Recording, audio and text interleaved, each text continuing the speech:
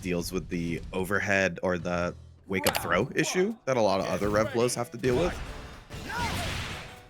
But okay, coming up our match, more Billy action from PeggyMX going up against Fly's own Punk coming through here. This is a match that will qualify for top 24. As Punk getting that early lead, putting Peggy into SPG, but Peggy getting caught by the lights into Shoshoshi in the corner here. But I think Billy is kind of content to fight it out in the corner. Yeah, once he creates that little bit of space, has that threat with the far C, so definitely can make the opponent think twice about pressing buttons. Ooh. Nice reaction from Punk. If there was ever a tier list of players you ain't testing the reactions of, Punk is S++. Yeah, absolutely. I would almost never test his reactions for rev blow to rev blow. Oh, the reset. Oh. Cute. You know, not using like the EX version of the, you know, of the poke and pull, and just making sure that we get like a little funny reset there. The overhead's gonna anti-air. The Rekka reset. Peggy could have went for a knockdown, try to finish it, but Punk's gonna side swap and get a little opportunity here. This is a man that is no stranger to comebacks. Oh yeah, absolutely. And has 2 bars to match. I thought actually we would spend a little bit here, but gonna spend it. Probably can kill on the next hit if they got it, but will lose their life.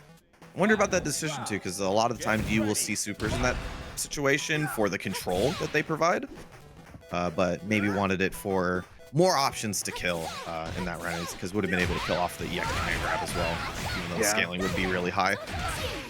When you talk about that fireball game, you saw the fireball there, and then punishing the jump over with DP break, into some damage, but that is Peggy in Spaghetti.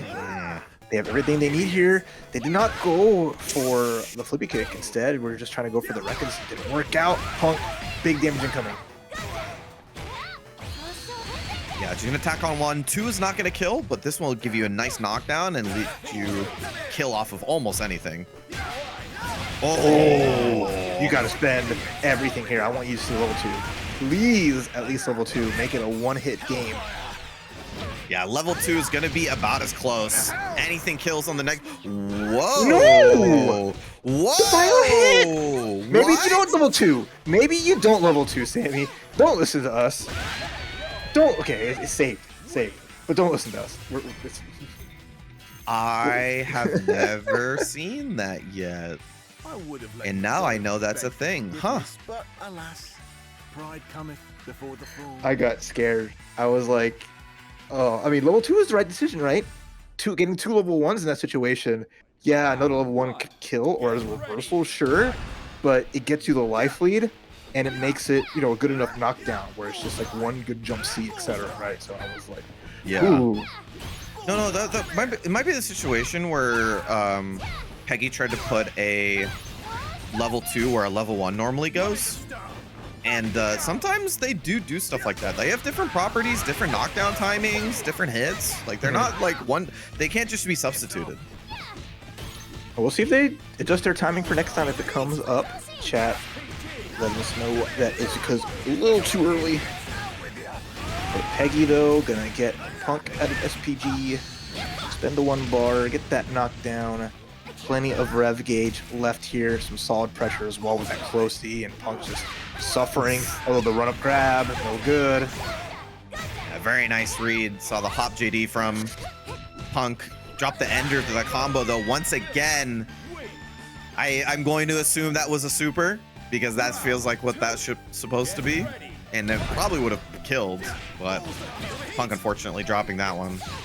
And then, of course, with the grab, and Billy, I mean, all the range on jump C, getting a punish from jumping away against the whiff grab. Impressive. And Peggy now, match point. Wake up super will work out, but that does... Oh, wake up rev blow to return. Back in the corner we go.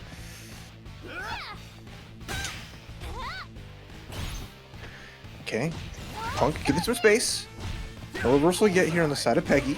But the run up, close D counter hit. I like it. Should be a simple round for Punk to clean up. Level 1 super does the job. Yeah, unfortunately, Peggy needing to spend the meter on a reversal kind of hampers also a little bit of the damage potential that they would otherwise be able to have. See a lot of jumping from Peggy now, trying to not even deal with that fireball game.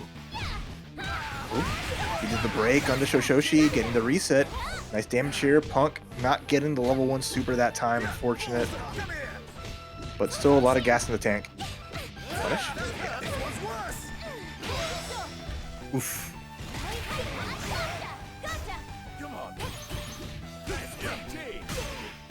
Oh no. Nice! Very nice. Yeah. Oh wow, that was it. Yeah, I guess there's not a lot of scaling. That was only 2 hits, so that was able to kill. Yeah, I love that. Far D into just like being close enough to hit the far B into super. That was cool. I really like that from Punk. That is really cool, like off the cuff combo at a range that you don't really see. Well, like at a range that you got something and you made it work out. So just No, totally. And everything super. Because like you usually use far D in a farther range, and that's usually the 2C range. So I mean, you don't get normal counter hits. Usually wild punishes maybe, but not a counter hit. So that was great confirmed from Punk. But we drop in, but we're not punishing. Back throw incident though. This is a big chance now for Punk. Gets the weak meaty grab. Break into grab, and now just going for this feint confirms. Huge pressure, but Peggy fighting back. Punk really wants that super out of Peggy.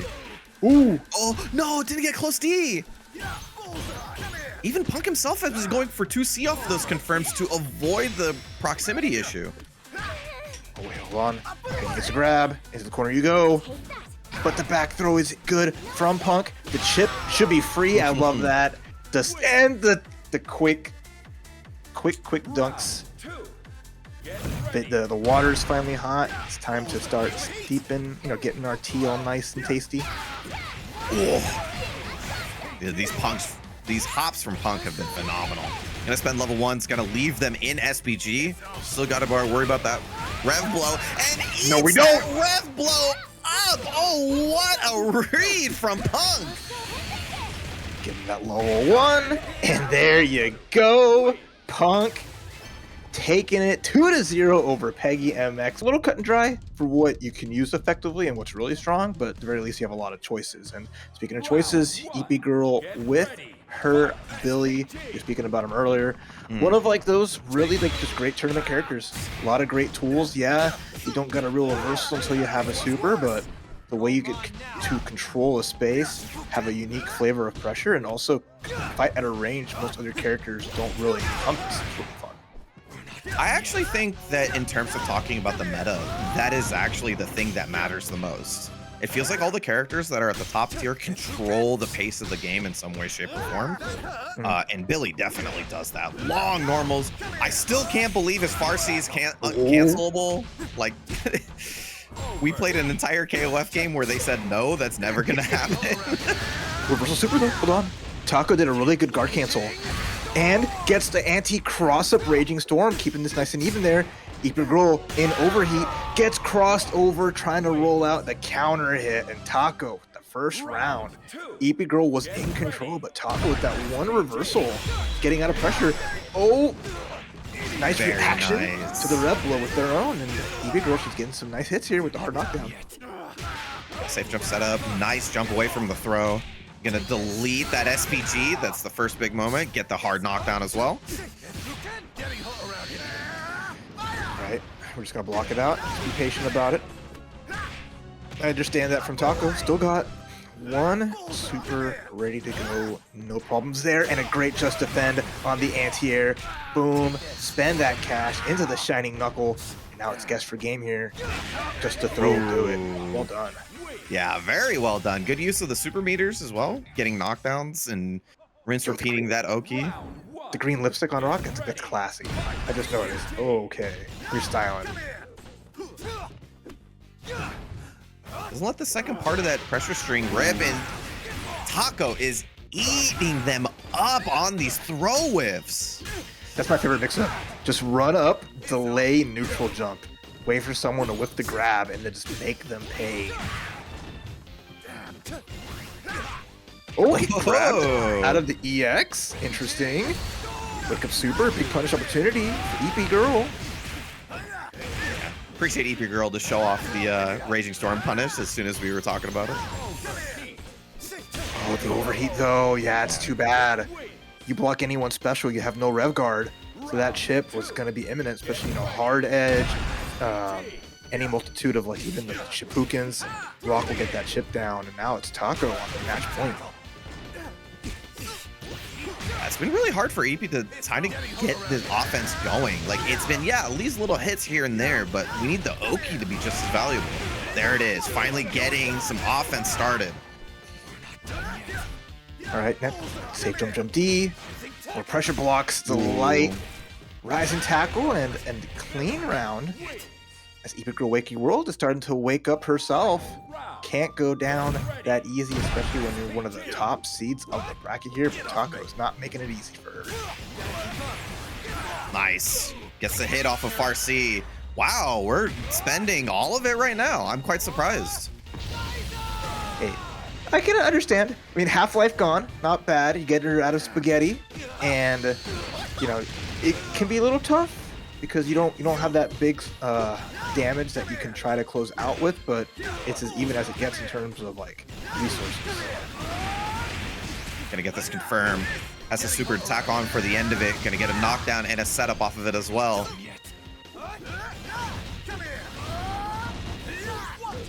No ref guard, no JDs, but oh, nice job. EP Girl just full sending it. Tako thinking that the string was over because of the overheat, that EepyGirlWakeyWorld will back off and make some space, but no, just kept the pressure on. Got that final hit enough to finish the job, and we're tied up 1-1. Yeah, coming back from the brink as well, so that'll feel pretty good for EP Girl. Hopefully that means we can start something, but Tako trying to regain some of that momentum now. Okay, nice. Just JDing those Shippukens, catching the backdash into the full extension. Classic Mortal Kombat style. Get over here. Just vacuuming from downtown, even airborne. I don't know if they meant all of that. Like, I think maybe they meant something else, but nonetheless, it worked out. Yeah, the anti-air, I mean, thinking about it, right? Billy's Farsi loses typically to just like the upper body invincibility from that, and the extended hurt blocks will get caught. So Tako being very preemptive, trying to catch EepyGirlWakeyWorld, but she's not giving those away for free. So a lot of that time, it's kind of whipping in her face, and she's taking advantage of it. Nice JD into Rev Blow right back at you, and now we're gonna have the battle of just the reversals. Yeah, and it feels like all the momentum's gone to EP Girl after 3 straight. They're going to build the meter on this one. Going to have to spend it. Going to recover some of that rev gauge back, so they're going to be able to get an EX in here, or 2 EXs now. Not going to even need it as they get the Oki to work out, and we'll take it 2-1. I think that would have been a easier, healthier approach to try to close out that set. I getcha. Yeah, I mean, different ways to go about it. Didn't quite work out the way they tried, but they'll have more chance in loser for Tako. But we get some more rock, because we've had a festival of rocks here. Call me a geologist with how many I get to check out, observe, and appreciate. As RonDun out of Texas, one of the best players out of here from that blue San Antonio area, going up against TC Team Chaos's DELTARMENTA. Got far D there. Don't know if that was intended, but wake up super. Gonna go through most of the SPG here. Still got to worry about it on the side of RonDun. Okay, punishes the landing, but the wake up Raging Storm right back at you. Have no reversal here for Billy, but the wake up Rev Guard, never a bad idea. Oh, got the poke with the 2 CE. Always pretty good to use in those situations there. If it hits, it will auto confirm if you buffer the special. Right? Deltar getting tagged though. Hold on. The rage run overhead, but RonDun with the run up grab. The risk of going for a throw, even on your opponent's wake up, so dangerous. Oh, nice reaction. Let me see that meter spent. Gonna be skilled a little bit because it started from 2 CE, but the super at the end will make that damage worth it. Little reset. SPG is there, but the meaty is good. But can RonDun find the hit? Oh, went for super. Unfortunate whiff. And then gets tagged counter hit. Yeah, you saw RonDun get the counter. You don't really see crack counter often from rocks, right? Not a special that is used in any capacity, right? So if that comes out, that's an accident, especially considering the shiny knuckle supers double fireball kicks. Yeah, it's just, you know, for this game's kind of made counters not that strong, all things considered. So like it could be hard to use if you're using it as like a reversal option, but nonetheless, DELTARMENTA was able to make that comeback there. It felt like RonDun's initial momentum was working out pretty well. The rage run stopped. I like it a lot, but the red blow getting blown up again. DELTARMENTA has been sniping those really effectively, and that's going to be the end of the spaghetti on RonDun.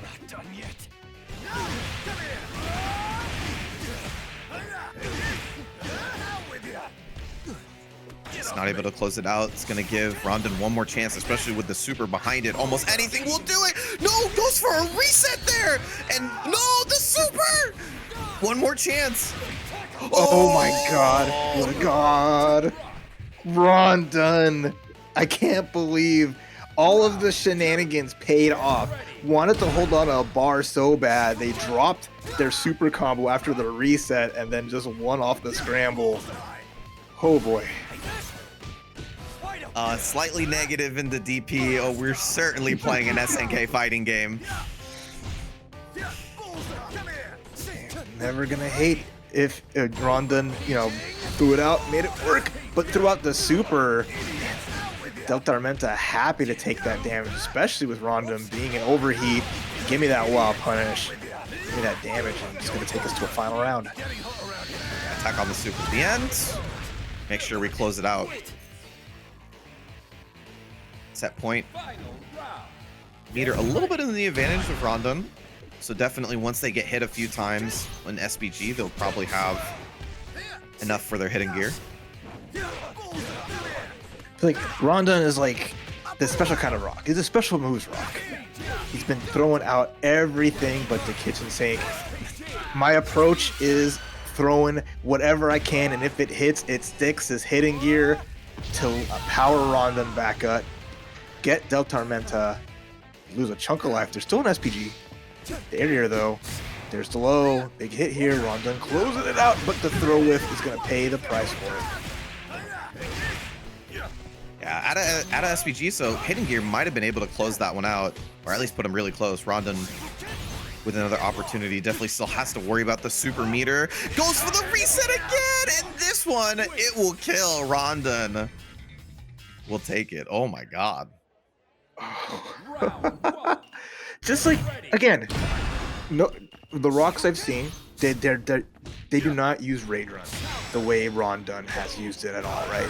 She's using every variant of it, even like the EX version, or excuse me, like the Rev Excel, and then just using like the overhead off option to keep like pressure, catching DELTARMENTA with the walk back, gonna bait out a throw, try to get a second one, but RonDun instead went for a swing, got a big hit.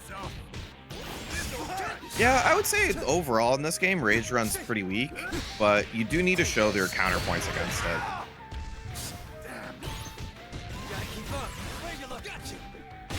There it is right there. Once again, going for the Rage Run command grab. As it's been working, so we're going to keep doing it.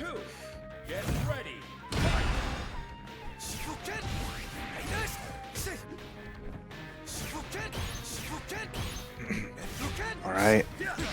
DELTARMENTA just trying to find that approach, but it's one of those kind of little matchups that RonDun's just kind of running circles, no pun intended. Billy just has that dash, can close a lot of ground really quickly, but RonDun's using that like movement to their advantage, getting those guard cancels to make work as well, but now they're at risk of being overheated. Billy really good at that, and there it is. Yeah, that's kind of the catch-22 versus Billy. Guard canceling his offense is really important, but at the same time, he's one of the best at cranking your rev on block. Yeah, we're gonna force out a potential guard break. Let's see how RonDun plays around this. I wouldn't really want to see RonDun spend bar unless they know, like, okay, we're even, it can kill here. There's the super, it's gonna catch the far C. They're committed for this round. Once again, well-timed 2 CE to beat out the dunk. Generally, the level 1 right there, if you guys are dealing with Rage Run yourself, the 2 CE, kind of slightly late mashed, is a great way to deal with most of the options that Rock has. Because usually if they want to keep it safe, they have to go for the low and usually frame trap it. Yeah, I like that adjustment because that Rage Run, the Rage Run overhead was effective constantly until the last round when it matters, but there's run up, rev low. RonDun just heating up, recognizing that they had hitting gear available. So if they could find a hit after the hard knockdown, they could freshen up. But now it's all DELTARMENTA. They have all the resources they can need. They bait out, but they reach their head into the fire and get burned. RonDun's still in it. Let me tell you guys, it's almost easier for you to just take the block if you read the, because that is more annoying than you would like. That is more annoying than you would like. But nonetheless, DELTARMENTA was able to close it out. Like, kind of plays around her fireball more often than not. His speed on his run and his large normals do give him the ability to really threaten people at almost all ranges. So. Man, I am just getting my fill of rocks. I feel like Charlie Brown on Halloween, man. But Dogor with the Kain R. Heinlein. A very, very solid choice. You know, don't see, there's definitely amazing players with this character, but like online events, it's not as much. You see, like, you don't see Cloud and Reynold entering online as much right now, but offline will be for sure. But Dogor taking Ryuki down the round. Pixel life left, a little bit of chip. Yeah, gets knocked out in that first round. Yeah, for one reason or another, the top end of North America doesn't play as much Kain as, let's say, like Asia does. Asia tends to have like a lot of Kain players at the high level, and you know, like I said before, I think one of the main parts of this meta as it currently stands is that control is a huge part of it, and Kain does that in spades. Yeah. I think offline you'll see it more. I know we saw like Dalion and some other folks. So definitely the kind of character. I think compared to like some other ones, has a little more you need to do to be very effective with them. And once you get that ball rolling, though, it's super good. But right now, Ryuki gets to jump over the crouch C and overheat, so didn't have any rev arts available. But the final hit of the hard edge will get the round and tie things up. Yeah, super good reaction to the rev low themselves. Ryuki got that 2C off as a counter punish. Definitely was pretty critical in heat. Not say this is an aside. It's like Rock's move names. They're all so fun to say. Like, I will elbow. No, that's a hard edge. The name goes hard. Like, well, why would they name it that? Oh, what a whip punish. Oh, what a big punish. Spend that meter. Get that spaghetti out of here. Send it back to the kitchen. And now it's guess for game here. Ooh. All right, Ryuki. Showing off the 2CE on the rev blow every time. Gonna make him think twice about using it like that. That's gonna be air flip, but they're gonna reset into plus frames. Ooh, the slight delay on the flash kick doesn't get the combo. That was huge. Oh, and then backdashed into the Shippuden as Dogor getting caught out. You know, the air fireball from Rock. I mean, super unique, right? Borrowed that from his dad for City of the Wolves here, and it provides an attack at an angle that most characters don't have, and it's so good when used effectively. I love it. It is a very odd air fireball for K fighters, or for SNK games, I should say. Almost no air fireballs had that trajectory, but it seems to complement his kit in this game pretty well. We're going to need a lot more compliments than that, be a little bit nicer. But unfortunately, the rude dude, Kain, taken that first round here of the war, stamps a star for a job well done, but the job's not over. Still needs to try to tie things up here 1-1. Yeah, Ryuki, I think, also recognizing that Dogor hasn't really been putting in the counter offense for Rage Run, so just gonna keep doing it until he sees the response from it. Mashes out that super as a reversal. Oh, no dice. From the overhead into command grab. A rock only specialty. He's had that since 2001. Actually, before that, 1999. Excuse me, 1999.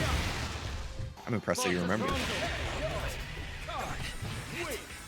It's such a like. Okay, well, Dogor tying things up 1-1. Nice job just avoiding a lot of the mayhem, getting the damage where they needed to, and making this a very fun match. Ryuki kind of turned things around after being in a spot in the first game, but in game 2, Dogor in full control. Yeah, I think that like one of the scariest things that can happen to you in this game is getting put into the corner versus Kain. It's just the damage. I mean, the ability to use supers to either tack on damage, get confirms, otherwise not possible. I mean, even you saw before, like whiff super into flip reset that still gave you a plus frame situation. Like all that stuff is so strong.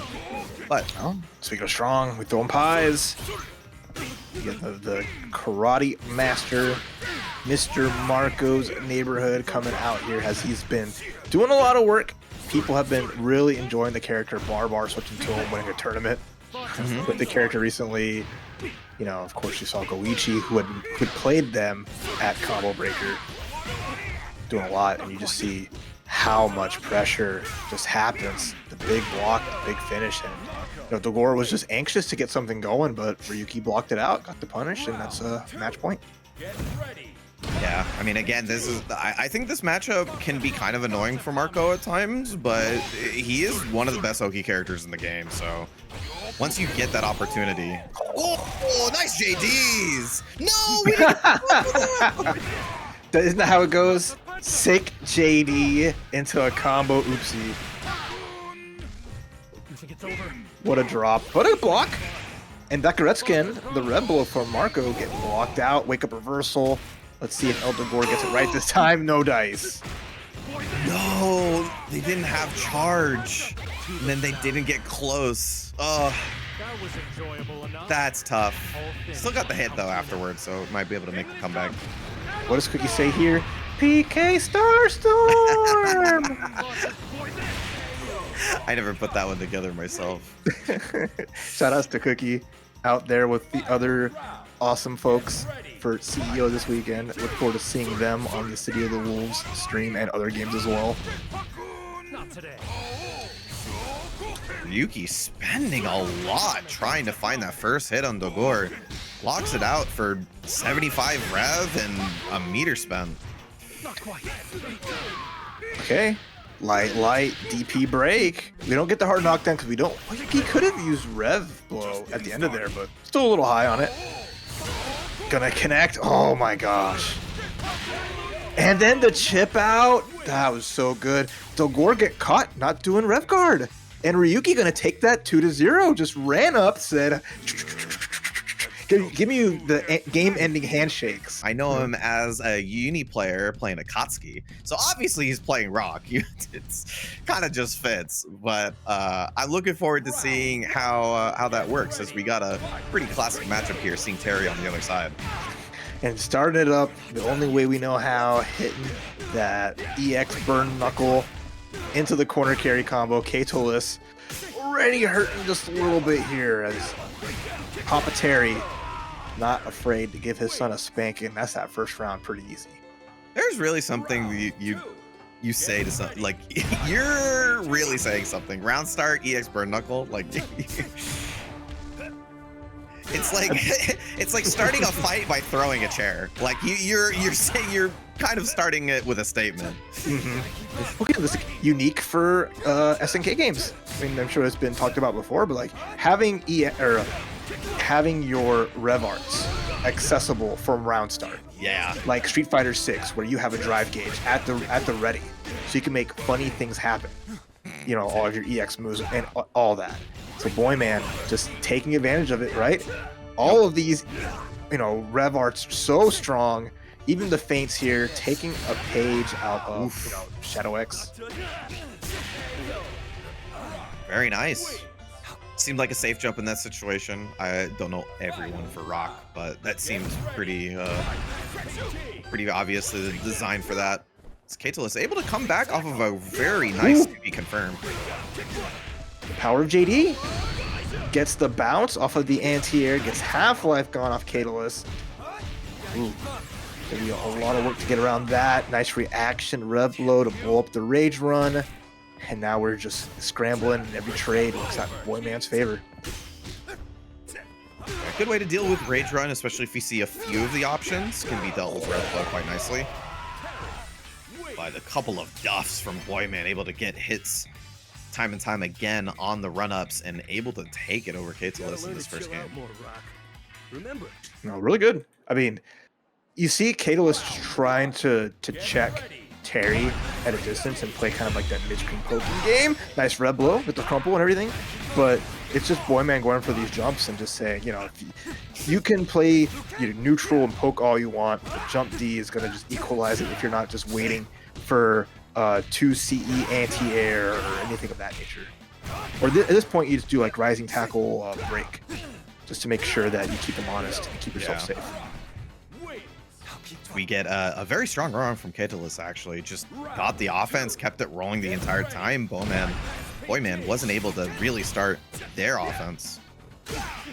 See, BoyMan constantly going to those hefty pokes that Terry has, the 2C, Farsi, both incredible tools. What is your thoughts on Terry with like black hair? Oh, that just feels Terry? wrong. It does feel wrong. Yeah. There's just something here. Like he's not the kind of guy to have an emo face, and two, it's just like, I don't know, man. It's like giving Ken black hair. It just doesn't fit.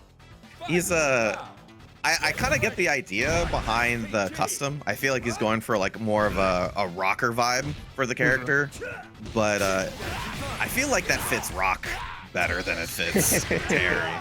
Like I'm not gonna sugarcoat it. When I first saw like the character poses for like the beginning of the game, I thought it was Gato from just like the portrait, and I was like, wait, hold on. Oh no, Gato my favorite with the power of a leather jacket. Gato with his eyes open. Oh no. Okay, Keitoless putting big pressure here, trying to force BoyMan into overheat. Nice match on the air-to-air. Keitoless should be able to finish this with the jump over, gonna avoid the super, and no problems there. I think you could have still done a break if you were BoyMan. You saw Keitoless kind of waiting a little bit at the end there, so you can break after the first 2 geysers and then just kind of sit there, but you still would have probably been chipped out anyway. I'll give him this though. I don't think that's something that comes up to your brain for supers, right? Usually you use break supers for combos and that's about it, but in that situation, yeah, you're right, it would have been useful. Okay, get back in his corner, old man. Trying to sign him up for Kyogakin classes. You want to get that the father-son discount right now, though. BoyMan, heavy pressure, right in overheat, though. Both in overheats. We're going to go good old, honest City of the Wolves. Yeah, in these situations, the super meter is so important, not only as a reversal, but as a way to get some good damage off of confirms. Okay, Shine Knuckle. That's great. Oh, you go for overhead here? There's a little light pressure. Oh. Very nice. I like the hop afterwards. Very common in those weird situations that you go for a little poke or you go for a throw. The hop will deal with both of those. Man, get a taste of your own medicine. Keitoless getting hit by those kind of close range, short jumps over. That time wins the round with it. Big pressure. The delayed jump to beat the reversal throw. And Keitoless one more hit away. Taking the set 2-1. Gets the grip. Gets the super. And well done there. Perfectly timed. Great offense. Great game. Yep, I love actually how they structured that end there because they knew exactly how much rev meter they had. They went for the option that would kill because they just built the super at the very end of their previous combo. So everything there was calculated and grab. Like all of those things make you you have to immediately decide what he's doing in the air, and that is very hard under duress. But like I said, he doesn't get the reward afterwards, which is the biggest deal. As we get Ryuki up onto the screen here with our first Preecha, which I'm happy to see, and that will be it for the Preecha. Huge damage, oh, inbound. This has been Supergrenas' girl since the betas, playing her all throughout the beta brackets, even after the game coming out. Ryuki, though, not playing around at round start, sticking with Marco Rodriguez, one of the few supers in the game that's just extremely hard to punish from that distance. This ain't KOF, we can just roll past it and get a punish. But Supergrenas is going to happily take the chance here with the overheat. Big damage. Doesn't decide to spend the super at the end there. Wants to maybe either save it for later or just threaten the overheat and maybe like get them to do something like that where they whiff a DP. But the plan worked out. They take the first round and save the meter. Yeah. The early overheat from Ryuki, you saw like, you know, Marco's gonna go for the Rev Art with the Shinpyukyok. They want to just get in and jump scare you with a move that they can Rev cancel, start use Rev Blow after, get the knockdown or anything more. But not gonna really have access to much here. Ryuki now, low on life, full combo, I love it. Gotta go for the hidden gear. Is it gonna kill Sam? It's gonna be pretty close. That looks like yes. Pose on him, take a picture, it'll last longer. Supergrenas with that first game off the hidden gear combo. And even though they changed her combo from it, I think she has like the best cash out into hidden gear. Being able to chain everything pretty much like perfectly. Get She right has- into overheat yeah. and then clear it out. Unlike most of the other characters in the game. Super good. Yeah, I think she has a really good value out of using hidden gear. And it definitely comes at a cost as well. I think that having I forgot what the move's called, but level 2 bionic arm I think is like a crazy, it's the anti-fireball like super, and it could make you second guess when you have like 300 health whether you can even go for something like that or not. But good cash out, good round in general. I mean, that goes all the way back to Supergrenas keeping the super in round 1, right? And then being able to build up into getting that hidden gear. Yeah, and then found the opportunity to just go all the way through, finish the job. Nice first game, and now we're just slowing it down. Want to take a break? We're fine taking a break because you run it, Marco. You are liable to just get kicked in the face, and no one wants that to happen to them. Oh yeah, let's not even talk about how good this character's Oki is. Let's talk about how good of a wall he is as a character. That's another part that we don't get to see as often. So far, Supergrenas has kind of shut down that Oki effectively. There was the DP against the overhead, and then you saw there just being able to get out of the feint with a good block into just more big pressure. And now Ryuki here, stuck in the corner, goes for the super. Right back at you, though. Love the punish. Woo! Great use of 2CE in your own block strings. What an answer. The slowdown is like the cream on the cherry on top. The game just telling you just like, hey, guess what? This super cool thing just happened, and now all that to get hit by a pie in the face. And what better to go with some pie than some tea? That's true. Helps it go down. So we get shoved into the corner once again, but Grenas using it as a bait, switches the situation as soon as we get to the right side of the screen. But Ryuki finds a good reversal, being able to get out of the corner, gets the overhead to stick, but doesn't get the combo. Right back at you with your uppercut, pay the price. Round and round. And just like solid damage. You're in Reblo territory though. And I know Ryuki will be happy to just throw it out there. Throw out all of our rev. We have gas in the tank. We're zooming. There you go. Let's talk about hidden gears that are sick. Ah, that's so cool. You can't get two SNK guys sit here and not talk about a Rumble Super, man. It's so cool. It's so cool. It's my favorite hidden gear in the game. It's beautiful. And that's it. It's not the first time a Kyokuken specialist goes to space and just chops right down. So not even Ryo and Robert go for that. That's a Takuma special. He learned from the best. I think you only get to do that if you're built like a brick house, like Marco and Takuma are. All right, pretty even here for game number 3. This is a top 8 qualifier. See the top of your screen. Not a bit. Winner side top 8, always a great spot to be in here. And Ryuki just having a fun time with it. So little recovery on that red blow and not going anywhere makes it just hard to kind of challenge. Overhead, boom. Nice little combo confirm, and again the meaty red blow into just the EX into the down, down, down, making sure our buttons and our stick work. Match point Ryuki.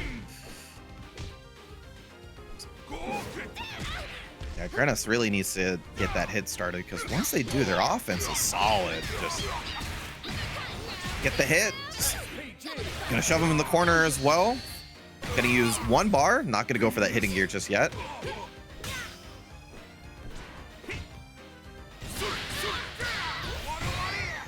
Oh no, we're gonna start some offense on our side. All right, backing it up. Here's some space. What do you do with it, Grenas? Grenas has a little bit of bar. Out of SPG already, though, so we're going to have to deal with certain things. Oh, what a guard cancel right into red blow. Wake Up Super is going to hit at least. Grenas still in the game. Yeah, going to give them a pretty healthy life lead here, but you do have to worry. Nice anti-air from Grenas, able to put it onto one final round for this set. All right, big shot here. Ryuki, though, 2 whole bars to their name. There's a whole lot of plasma on the screen. Throws the level 1. Nice block from Grenas. Gets rid of one of the problems. The double. That's definitely a classic. Finds it right on the chin. Oh, and they're overheat, though. Yeah, Could be tough here. Doesn't have the meter to go for hitting gear, but got rid of their old SPG. That's a huge win for Grenas. They're looking good. They're swinging. Oh my god. The delay 2A gets the hit. He's able to get out of the corner. Trying to jump over something, just in case there was maybe a reversal there. Grenas backing it up. Almost back into range. Has resources ready to go. Overhead. Nice jump out. Oh, there we go. And that will be it. Able to recover. Yeah, and you know, what goes around comes around. And that's going to be one of the, TampaNeverSleeps is home, is Florida. So expect so much good action on that stream. And it's like right here, as another top 8 qualifier, Keitoless versus TimeForSleeps. But there ain't no time to sleep. It's TampaNeverSleeps. So wake up. We might have another Preecha in top 8. That's a Ooh, wasn't able to get the response in time. I like the idea with the DP, but yeah, it was a little too early. To say, one of the benefits that character has is being able to deal with that when they have the opportunity, but able to find the hit. Once again, trying to catch Keitoless, move a little too early for TimeForSleeps. I always felt bad because that was like the move they took out of her combo, the EX little knee hop. Yeah. So it's cool to see TimeForSleeps like using that in neutral, because the stance has that little like step back, so it can just catch somebody like trying to jump forward and advance. So neat. Yeah, it's a pretty neat tool. Even on block, the Rev version is 0, I recall. It's 0 to more plus if you get it later in the active frames. So if you don't deal with it properly, it could reset Preecha's pressure. Wake Up DP. It's gonna get the hit with a little bit of a knockdown, and now we just have that mid-range again. As TimeForSleeps using it again just to move forward, recognizing there's Rev Guard, right? So we advance forward, get that weird timing on the hit to keep ourselves safer, and I want to see one more combo into a level 2 to be able to finish the job here. I was gonna be really sad if that didn't kill because there was no reason not to do level 2 in that situation, but nonetheless, good stuff. Got all the data I need. My thesis awaits. 2 really strong rounds back to back. Mainly, the parabolany was like kind of the biggest problem there. Is a lot of situations where Keitoless almost blocked it all the way out, and then at the very end, just got hit with that pressure reset. That was good. Again, just a different style of Preecha, but one that's really shining right now. TimeForSleeps doing a good job. And I mean, one more game and we're going to have so much Preecha representation in top 8 winner side. Finally, a character showing that nerds can fight too. Just don't hit her in the face. She's wearing glasses. What did I say, Rock? No. I was about to say, you asked and he delivered. Nice, using that rev blow at the end of the combo. Generally what you want to go if you're in SPG, if you don't need the damage, gives you a knockdown and has some of the best meter building out of any move in the game. Oh, great confirm on the roll forward. Gets the link off the close B. It's a light, shining knuckle. Keitoless trying to tie things up here. That early spaghetti doing a pretty good job. Little appetizer on the bar. It works out good, even though one solid hit from your opponent gets rid of it pretty quickly. But using it to good effect. Run up, wait into throw. I like the delay, but a guard cancel meets you back at TimeForSleeps, getting some damage with the round and around and the hard knockdown.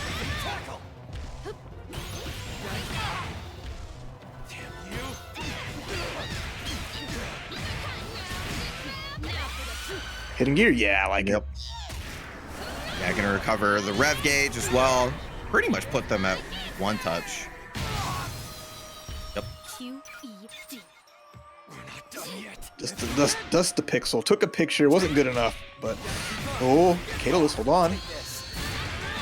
Shining Knuckles good. One more combo here should build enough bar to let Keitoless get that final hit they need. There's a command grab there. Do we have the meter in time? Not quite, but the roll forward uppercut.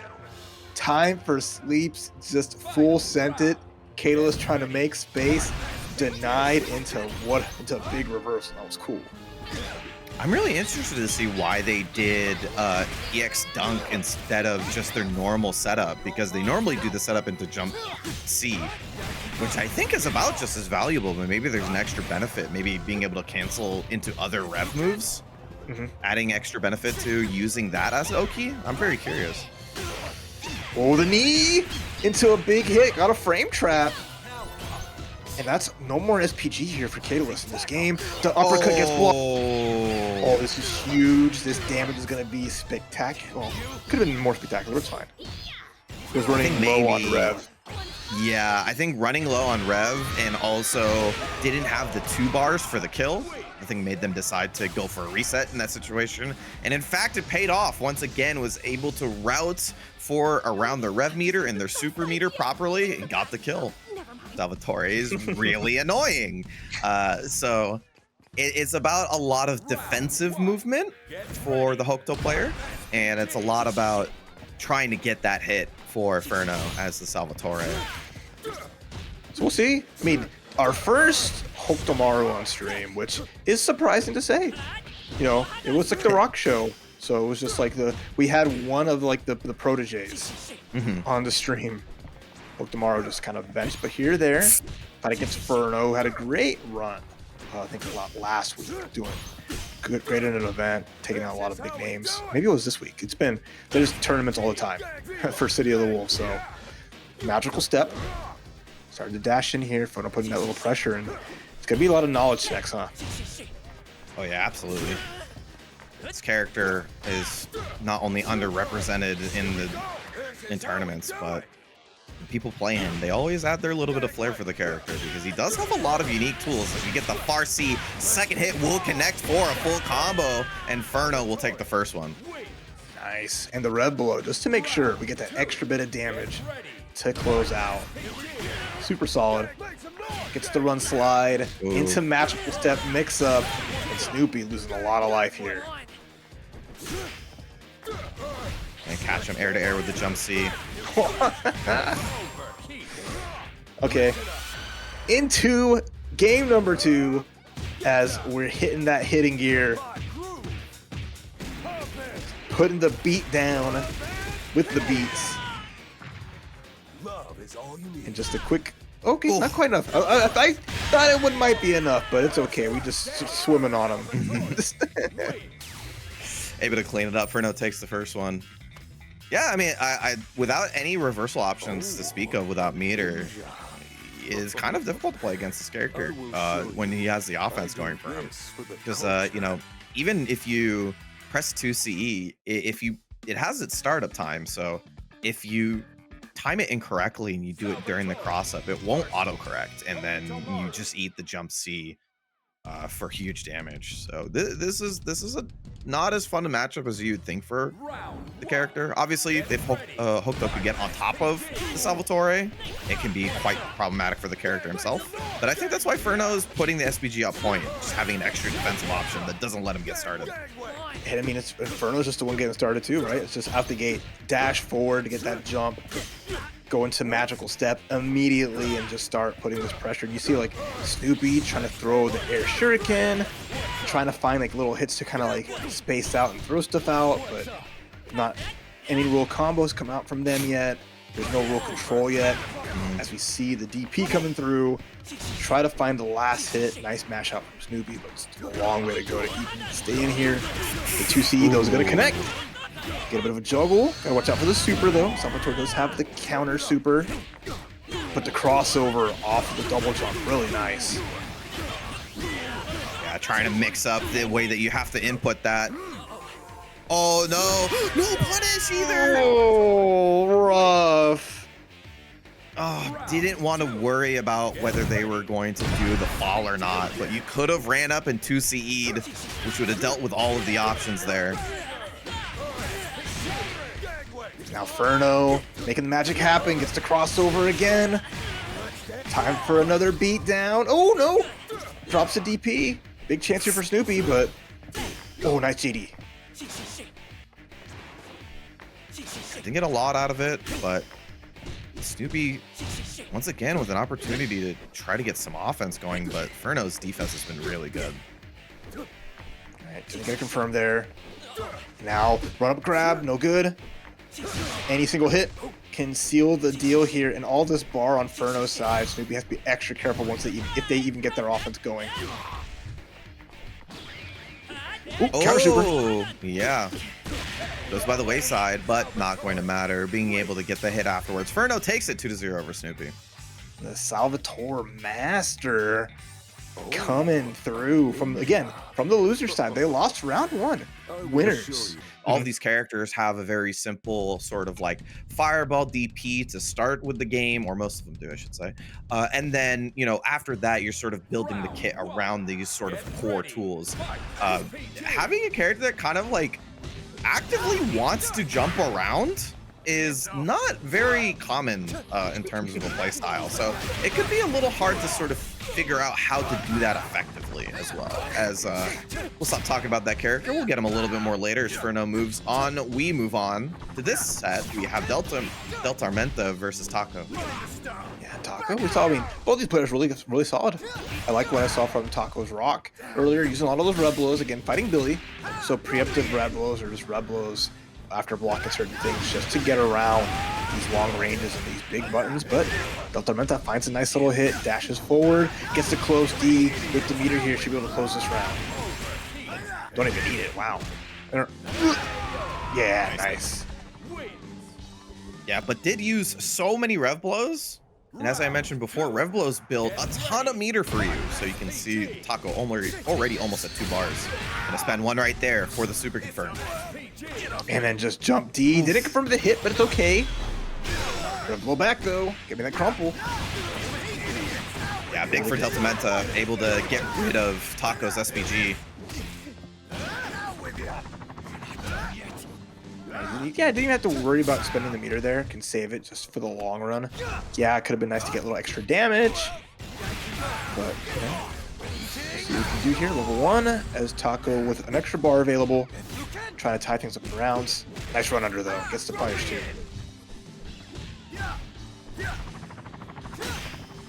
Oof. Gonna need a little bit. Nice! Using the rev, making sure they don't get chipped out. All right, next it wins. If DELTARMENTA can find it, bust through the Shippuden with the EX spin right into level 2. That was so cool. Oh my god, you're so smart. I want to give him a college degree, even if he already has one. He's earned it.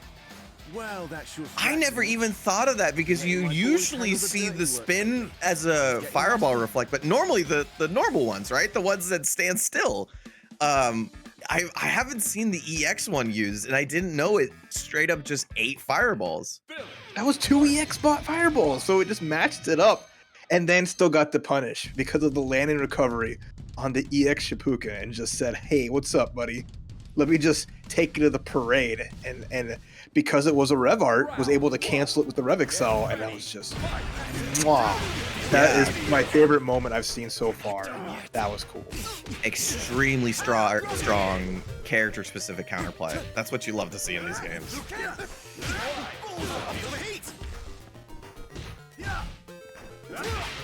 All right, up back to CE, not beating the jump back C, but it's okay as DELTARMENTA is just this corner control. This is the wall that Billy made. Big Ben. But still.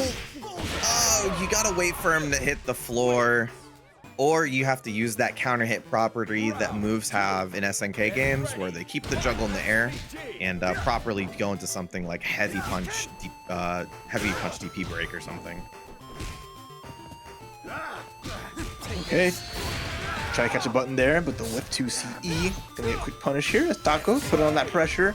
Hard edge, give me that knockdown. Give me that churro, that's what I want. Can't just put a churro truck in front of me and not make me hungry.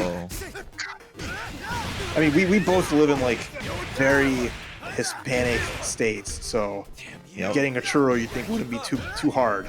But you know, good churros, not easy to come by sometimes. Anyway, evenly matched up. Churro, walk away from that side so I stop thinking about it and stop talking about it. Raging Storm just to push away.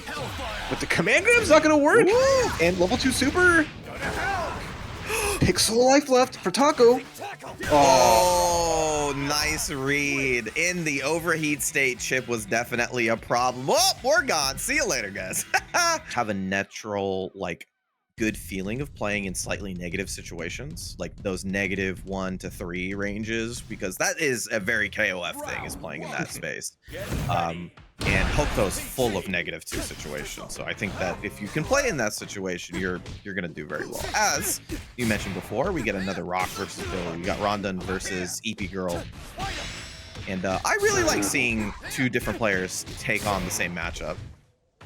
It's fun, and RonDun already, like, I think this is a matchup they're pretty comfortable in. I know that they fought a lot in the offline locals against some Billies that are pretty strong, so they preemptive in some ways. EepyGirl not falling for the shenanigans, answering the run-up red blow with a nice combo, get you out of spaghetti all over the floor.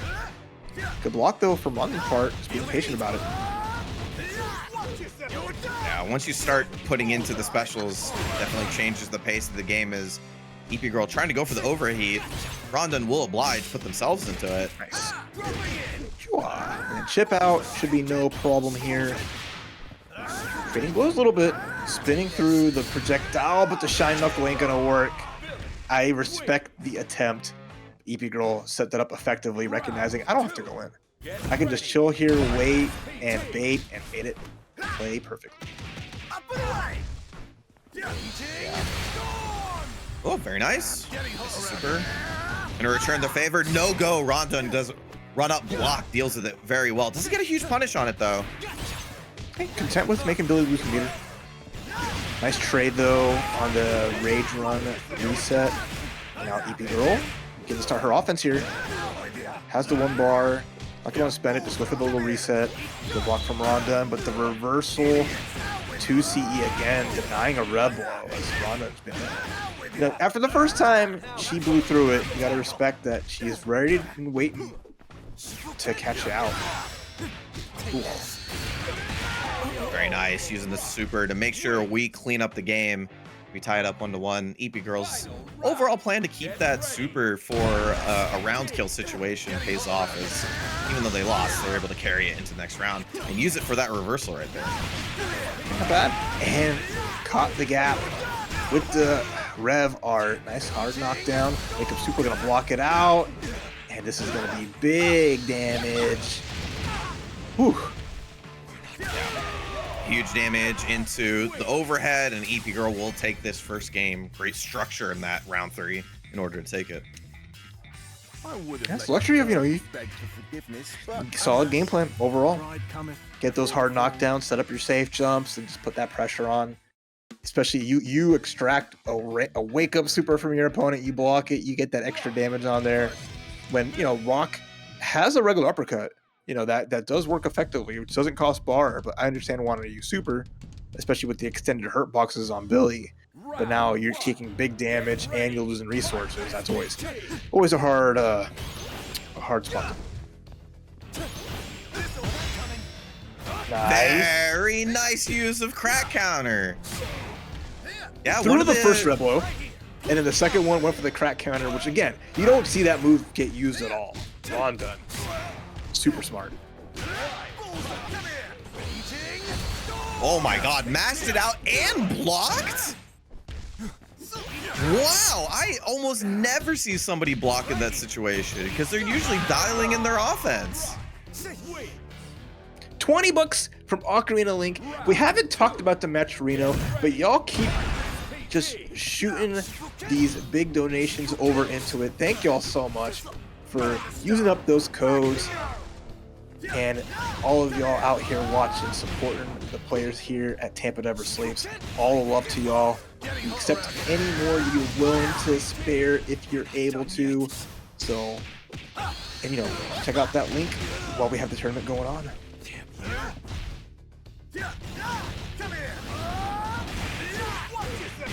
Oh, I think we tried for a hyper defense there.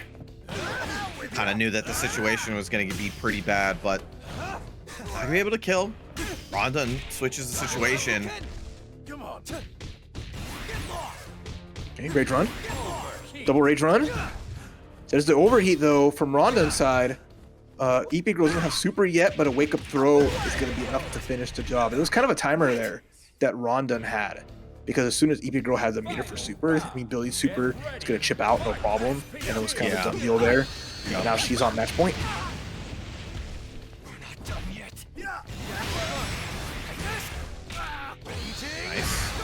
Attack on the super, try to get rid of the rest of the SPG. They'll have a little bit just left, and that's why they go for the throw, trying to negate that option. Nice check, but you know what? Put that away, buddy. Oh, catch the roll forward. Try to rage run again, but denied.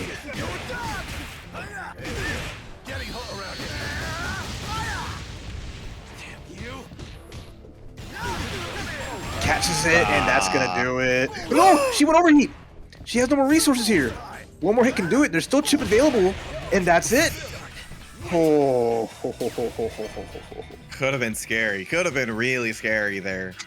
We haven't seen Lokof at all tonight until now. As you mean, sure, it's my first time commentating TNS for City of the Wolves, but y'all have watched plenty of amazing matches so far, and you've watched amazing tournaments, and you've seen Lokof get his due, get the understanding of how to play the game, how to be effective, and has been on a tear, because that finally has got the groove of playing Mark. Yeah, I love him as a player. Mainly, obviously, know him from KOF games, but the way that he's approached City of the Wolves has made me really happy. I love Marco. All right, and of course the opponent is Punk. He was in Fly Quest. Great player through and through, but Lokof starting out at a very high velocity. And again, this is a character, Marco, who sets you up for a really punishing game with the knockdown into the 50-50, where you have to guess right. And if you do, you get an opportunity to turn it around, but you guess wrong, and you just massive damage coming through.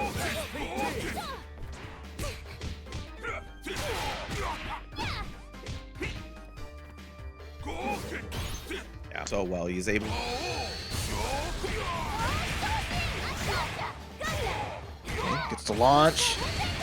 Punk with an opportunity here since Lokof spent the super and then just waited a little bit. I like that from Punk. Just patient there, waiting for an uppercut. No dice. Doesn't confirm the 2C counter hit.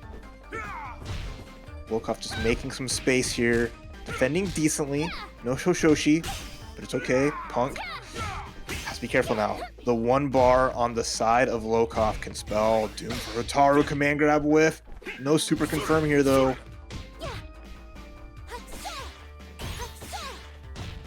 And apologies, I think we lost Sammy for a second there.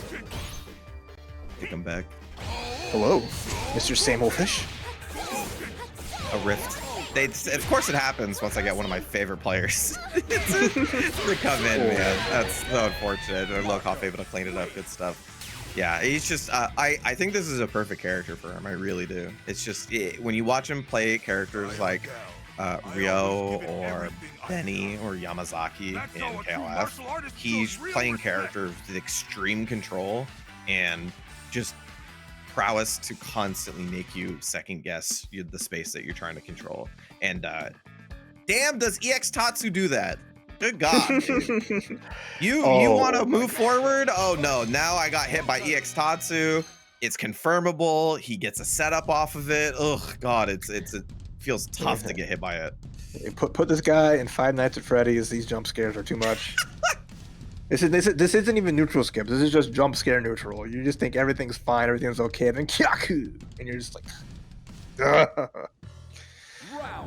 and I think he plays like a slightly unorthodox than the average player. He can maybe throw a guy like Punk who kind of likes that orthodox style off guard just slightly. So, I mean, Punk playing so many different games has fought their fair share of some wacky plays, you might say. Reversal wake up, not bad. And right back at you. You do not want to hold anybody's pressure. There's the overhead follow-up after the chain combo that is safe on block, but you can. There's a gap between it. Punk eats the overhead and sayonara for this round. Yeah, for almost every character in the game who has that, it's usually that the overhead is about +1 or +2.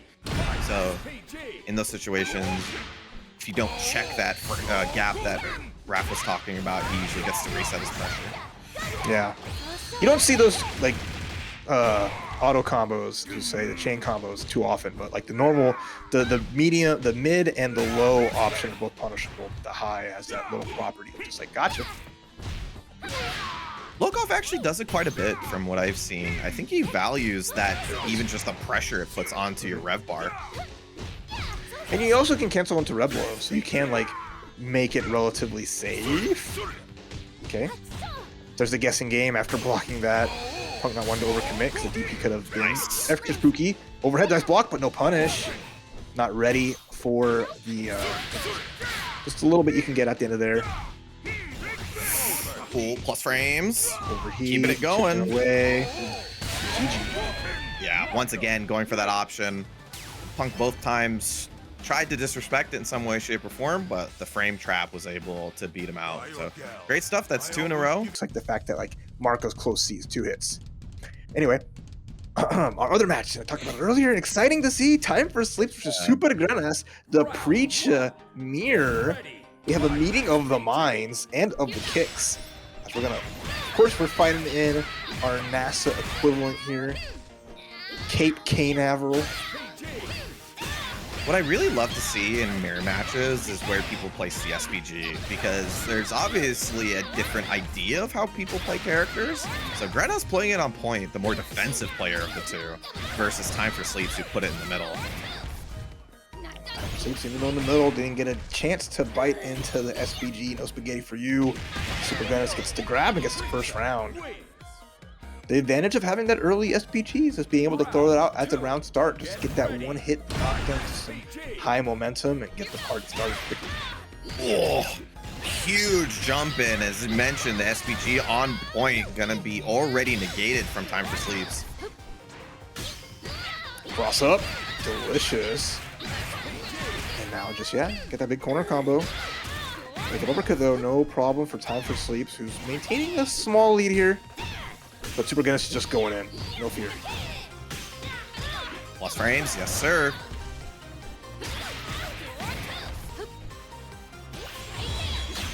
Nice. Good reaction with the 2CE. Gonna be able to tack on. Oh no, it doesn't tack on anything for this one, but keeps it any hit will do into the super. There it is. Not gonna even need it. Just goes for the regular combo, and Supergrenas will take the first one. Great scenario there. Supergrenas going for the jump JD on the air-to-air, and because there's landing recovery, was able to get the jump and hit on the way down. Because after a JD, you can act, and you press normal in the air, as TimeForSleeps did. Nothing you can do. You're gonna land in that small little like couple of milliseconds where you're not able to block. Supergrenas found the hit, found the kill. Mwah. Again, just so beautifully done. Those little situations that you can find a win in, just threading the needle. That was awesome. Yeah, it's definitely one of the things I think will be really cool to see evolve, the characters that have 2 CEs that are good for that situation, because characters like Billy, where theirs goes pretty far, super good for that, but Preecha's actually not very much. It doesn't have a lot of range forward. All right, Supergrenas already off to a quick start here. Just putting that big damage on TimeForSleeps. Preecha wants to get rid of the SPG as well, and the sequencing just looking immaculate. Gonna get that throw, side switch as well, but immediately Grenas disrespects it.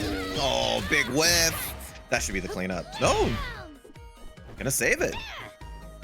Then just backs up, has all the room to play with, and then jump D is gonna do the job. Supergrenas, will go in. Always kind of at the start, just to get something going. When he has that life lead, content on just really sitting there and letting you just finish yourself off. So already big round start. He's gonna go for a little frame kill with just some more pressure and gets the hit once more. Did Grenas structure that combo exactly like that? I have to go back. I have to go back and watch that. I have an inkling that Supergrenas structured his combo to be perfectly outside of SPG range, so that next hit would, no matter what, would clear it with a super at minimum, and at maximum being able to deal a ton of damage and save that super for the kill. Also get the ability to put Rev Blow into situations, makes it a little bit harder for your opponent to actually start their offense worrying about that option. All right, B.Jenet coming up. We've seen her here. The first time we get a little bit of Poetry Chef, who beat Keitoless 2-0 to get to loser side top 8. Going up against Ryuki.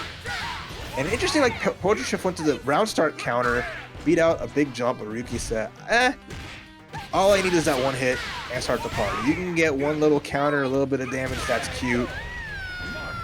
Marco just needs one knockdown, and then it's just the freight train. I mean, I don't think that's too uncommon for Jenny as well. Her offense is very scary. I 100% agree. You got a lot of there. It's just, man, dealing with Marco, it feels like, I wouldn't say like, I can't say who gets their stuff started earlier, but the whiff counter supposed to be a combo did not work, and now you're in the corner here having to deal with a character with a great uppercut, great space control, and one of the best level 1 sleepers in the game. And you see Poetry Chef immediately saying, none of that, you're not going to be able to back up. Gets right back in, cleans up the round, very nice. Overhead. I like, even though you whiffed the punish because it was kind of out of range, didn't get by the SP or by the red blow. Now you're in the corner. Oh, the punish. Nice. Land recovery. Getting you blessed. Yeah, I want to see a super tacked onto this. No, we're seeing all of it spent onto this. It's gonna go for the hitting gear. She took many missiles too seriously and actually brought actual missiles into the fight. Half your life gone. Didn't get the dash up, but still found the far C. Did some big damage. Almost an overheat though, gotta be careful. They have one more rev hard. But instead the counter, watch where you're touching, buddy. Hands to yourself. Oh, is that not the absolute classic? You still have a lot to learn. Good lord, dude. I'm glad it gets good players because it gets me too. Poetry Chef hit Ryuki with the Buenos Dias, man. And it's just like, boom. If you know, you know. Oh man. But if you don't know, that is a pretty common setup. Usually you do the crazy Ivan, which is -4 on block. It usually pushes out far enough for no 4-frame moves to actually reach, and then you go for the counter right after that to deter any response. Another counter to Poetry Chef just saying, you want to swing into this? No, dude. Kinda. Sammy. Sammy, please. All right. Man, Poetry Chef is on a tear. Has the meter 2. Finished the job here. Just able to go into level 1. And a clean round, match point. I mean, Poetry Chef is just getting that offense started so quickly right now. And Jenny's pressure is just insane. And on top of which, the other problem is that Poetry Chef is stealing a lot of turns with that counter. Even like I said, round start counter like twice, 2 different rounds. All right. Definitely understanding like, okay, there's something here I can really make count. And there's Red Blow into just the EX. Great blocks here from Poetry Chef. Could not JD the super. Eats a lot of damage. And a nice guard cancel here from Ryuki, trying to get this with the chip. Still plenty of rev to go as well. You can just play patient. Oh, very nice. Not gonna get a huge punish for it, but that's a big hit. It's gonna need one more hit after this though. I don't want to see you spending bar unless you get to hit. There's a knockdown. Okay, jump over. Whoa! There it is. And made sure to rev block it so they don't get chipped out. Poetry Chef with an expert round for a comeback. And that will be it. Jenny moving on through the bracket with Poetry Chef showing it off. So that stuff can make it so that even when you're trying to respond, it's hard to play against her. No, that was fun. And we'll see more of them soon. Up against Punk later on in Losers. But now we have the Billy matchup. We are crossing our sticks. And we're going to see who's the best Brit here. It's EepyGirlWakeyWorld up against DELTARMENTA. Big match here. DELTARMENTA's already getting things started pretty nice. I like the crossover jump and gets the crush on the low. Does not get the combo on the wild punish, but still big advantage. That should be it for the round. Yeah, for one reason or another, the 6CE slowdown feels weirder than the 2CE slowdown.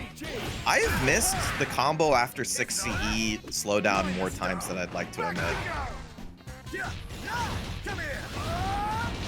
Okay. Nice guard cancel into the super. The walk down is so funny. I love that special, but it's just asking to get hit by like hyper defend guard or just defend in between. Nice. Gone into that what feels like a standing reset. It's so tough to deal with. It happens so quickly as we did get 2 quick rounds, and Eepy Girl starting off strong once again, showing off how strong that point SBG can be. That was fun. I love even like got the crumple, even got time to do a dash up just to make sure we get as much distance as possible. Now both players being very preemptive with the 2 Cs, just trying to beat out a big button, but a big punish here. EepyGirlWakeyWorld should be able to finish it with the hitting gear. Swing and a miss! I was about to say, that didn't juggle properly. And yeah, definitely did not work out, so. Nonetheless, we'll say it worked out because Eepy was able to take it. First game goes to the Billion Orange. It was a strong start for DELTARMENTA, but then EepyGirlWakeyWorld. She made her adjustment real quick. Did a good job of it here. Taking that first game, and now we're going to just continue on here. There's not going to be any switch-ups, but DELTARMENTA is going to have to kick it into hitting gear if they want to see if they can make it through. That's all. once again, we're seeing how strong it can be to run point SPG. It becomes so difficult to run your offense, and when you're a character that doesn't have a reversal option, having a reversal option versus that strong offensive character you're facing can be the difference. Nice. Used the light, saw the guard cancel, got the grab. Thank you very much. There are setups you can create where you can put a meaty button, recover in time for that throw, depending on how fast the red move is. And DELTARMENTA gets the block on the super and gets the round. Again, just smooth action. Great patience there, recognizing no Billy's super in. Understandably, we want to go for SU reversal. It's expensive, but it works when it does. Cool. Very nice. Not got to worry about DELTARMENTA's own SPG, but wasn't able to combo them out of it. But all these little hits basically cleared it. Super confirm is going to do it. Nice and playing fast. I like that. As she is just putting on that early aggression. Doesn't have the meter to back things up now, so it can be tricky. Ooh, the forward B. Not, I don't think is what DELTARMENTA wanted, but at least got a hit out. Oh, the jump. Would have pressed jump C, it would have worked. At least delayed the jump C. Yeah, sometimes even having to play around those anti-air timings can be difficult, but EepyGirl once again with a lead. Deltar has that super. The jump D will take them out of SPG. Speaking out of SPG, no more for them here. Overhead's good. Pressure's big. DELTARMENTA has to be extra careful here. And one more hit will do it. There's the grab. Boom. Great structure of the offense. I love sneaking in that 6 CE in there before they start doing the specials. It's kind of the point in which you start having to think about how much chip you're going to take, what kind of pressure reset the Billy's going to go for. Who lost against Lokof, going up against Poetry Chef with the B.Jenet. They used it so much that I actually went to look up the name of the counter. Secret Mademoiselle. That is the name of the move. They got this like... The outfit they got going on reminds me of April O'Neil. There's this like reddish brown hair with like the yellow dress energy. Just that's what I'm getting the vibe. I like it. I like it. That's a good call out, I think. Both characters in SPG though. Nice. Finds the timing for the fireball. And it's punk, so it's pink. So it's just kind of like the go-to. Yeah, of course. I like the hesitation here from Poetry Chef, just kind of waiting for the situation, seeing if Punk just does anything to get out of the corner here. Good block there. Yeah, Poetry Chef tried to take advantage of the situation, even though they were negative. So Punk with a nice, well-placed 2A and is able to close out the round. Very nicely done. Always good at getting those confirms, and yeah, it is definitely Daisy, but it still has, again, for me, it has the vibe I mentioned, but you're 100% right in chat. All right, Daisy, let's see what we can do here, though. Punk with that first round, almost has bar for the super, which adds that extra little bit of threat. Wild punish, recognizes it, gets to dash up into a big combo.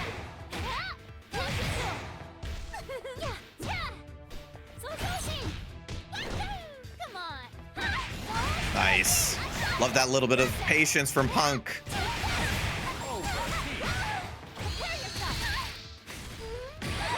Was hoping they could build enough bar for hitting here. Just wasn't in the cards. But you know what? It's command grab time. Yeah, good closeout.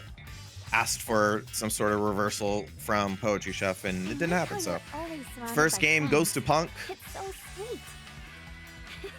Aw, Yeah, pretty solid. Don't worry. Oh, go ahead. Sorry, as I say, Poetry Chef actually got in a couple of key jump-ins, but there's been some good defensive play from Punk that has made it more difficult for Poetry Chef to cycle in their offense versus Punk. So we'll see if they can switch it up a little bit. Tough thing is that when you're playing Jenny, you kind of want to press your advantage once you're actually on top of your opponent, but Punk is really patient, and you definitely have to throw him some things to think about in order to get him to open up his defense. No, for sure, for sure. Just again, like, you know, Punk's gonna keep it simple and straightforward when it's their time to start pressing. You know, just using those buttons at correct ranges effectively, getting those good confirms, and Always content to just kind of sit and chill too. Waited for the counter, but unfortunately it lingers. Oh, how I'm happy that good players do that too. Oh, how many times have I done that on accident? Oh, try to get a command grab. Nice buttons out. Poetry Chef. Nice little combo extension as well. Really important situation here is going to get the SPG out of here. Many missiles into the corner. And now Punk's got to be doing some guessing, but instead just blocks it so perfectly. Oh, gonna get that rev blow to work out, fits it into their offense. Sometimes, you know, I don't know if this has ever caught you off guard, Raph, but sometimes there's just a sliver of SPG left. You're not exactly sure whether you know the opponent has it or not.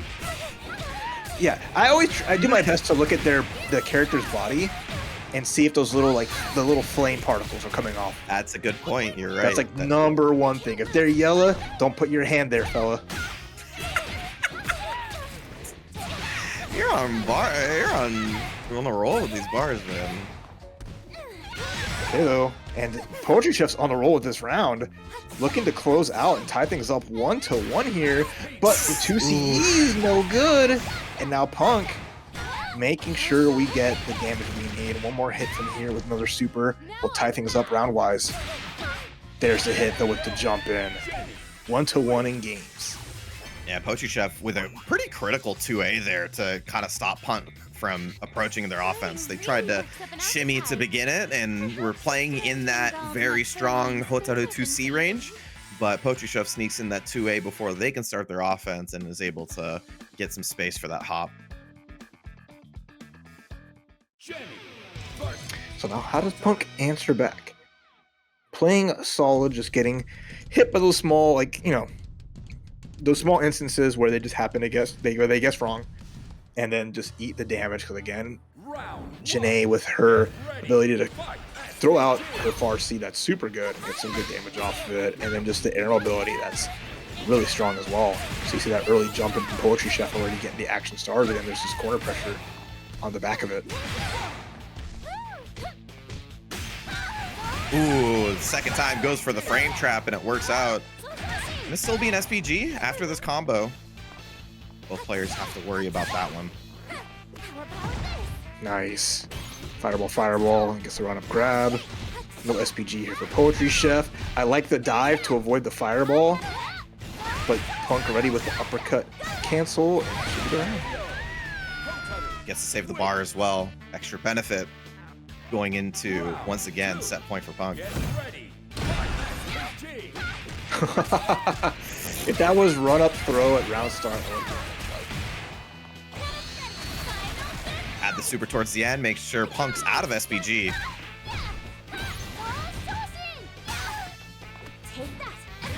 okay. Back throw, here we go. Just that corner pressure's there. I mean, if I'm Poetry Chef, oh, tried the 2 CE again and got met with far D, wild punish, and boom goes the SPG. Nice, has a lot of rev meter to work with, can get a great combo into the super. No, not quite. Oh, the counter. Whoa. We're live.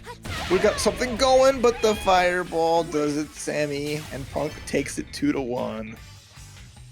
Yeah, tough situation to be in, obviously, with a sliver of health means even the safe specials will do it, but Punk really strong there. Combo, pressing scary because there's ways to frame trap into those plus frame situations for full combo. That's safe on block. It is a very strong character for a reason. As we return to another one, I think maybe the opinion of Billy on the rise here with EepyGirl doing a lot of that work versus TimeForSleeps. Be a little fun here. See how this goes through. If EepyGirl can win this, she'll get the run back against Punk. Ooh, but TimeForSleeps with the wake up kick just to get around. Kind of interesting. Showing us a little bit of respect for the potential wake up uppercut on Preecha's side, and roll forward uppercut. The bravery coming through, but EepyGirl confirms the roll into light button DP. Yeah, I guess if you're gonna give the opportunity for the opponent to do the cross-up kick, then it could definitely throw you off guard, especially when you're thinking like the late throw or something like that.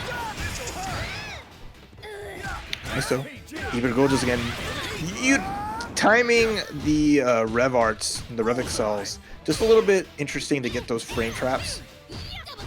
Making there's enough of a gap to get the opponent caught in it. Already at 90% of their rev gauge, try to back that gets up at the DP. It's gone down a lot though. Punch though coming out from TimeForSleeps gives their one opportunity to try to salvage this game. Surprised I didn't see the super from EepyGirl there. I'm gonna use it right there, and they jump into it. And that is not what you want to see if your TimeForSleeps. Feels a little bit worse than just getting hit by it on Wake Up or something. But EepyGirl, that's 2 strong rounds nonetheless. Oh, super good. Everything working out was just quick offense. Don't want a Preecha to get anything going, and you're gonna have that advantage at round start because of just the range of Preecha is not gonna do anything to match Billy's. And you know, TimeForSleeps will be forced to guess with like a 2 CE to beat out like a poke at the round start, and that's already a big commitment. So EepyGirlWakeyWorld just happy to just aggress and aggress and aggress. Yeah, as opposed to other characters that have fireballs, there can maybe ask Billy to press that far C a little bit more accurately. Preecha's has so much startup because it's more of a setup fireball that she doesn't really get that opportunity. So something like this situation where TimeForSleeps has taken the SVG away from EepyGirl is a big plus for her. Okay, EepyGirl got the back throw into a little bit of a big, actually a lot of pressure. It's been really nice. Get the 2 CE gonna come through here, and EepyGirlWakeyWorld just big damage, big Billy just making it happen with the reset. Doesn't get the combo, but oh, great red blow. All of that hit stop making you wish you could do something. Couple of good JDs could be beneficial in the end there. Recovered a bit of health as we went for the jump back knee off circular step. Tiger knee. Taking a page. Trying to reset that pressure and still get the hit, so good stuff. EepyGirl going for that setup. It works out that time. TimeForSleeps maybe thinking they were gonna go for an empty low. The overhead works out. And the hitting gear, we're gonna make it count this time. Give him the old spinner-rooney. And cool guys don't look at no explosions. It's over, half your life is gone. We see TimeForSleeps just waiting for the situation to diffuse, but EepyGirl just brings it in with the low and gets a big perfect to go on match point.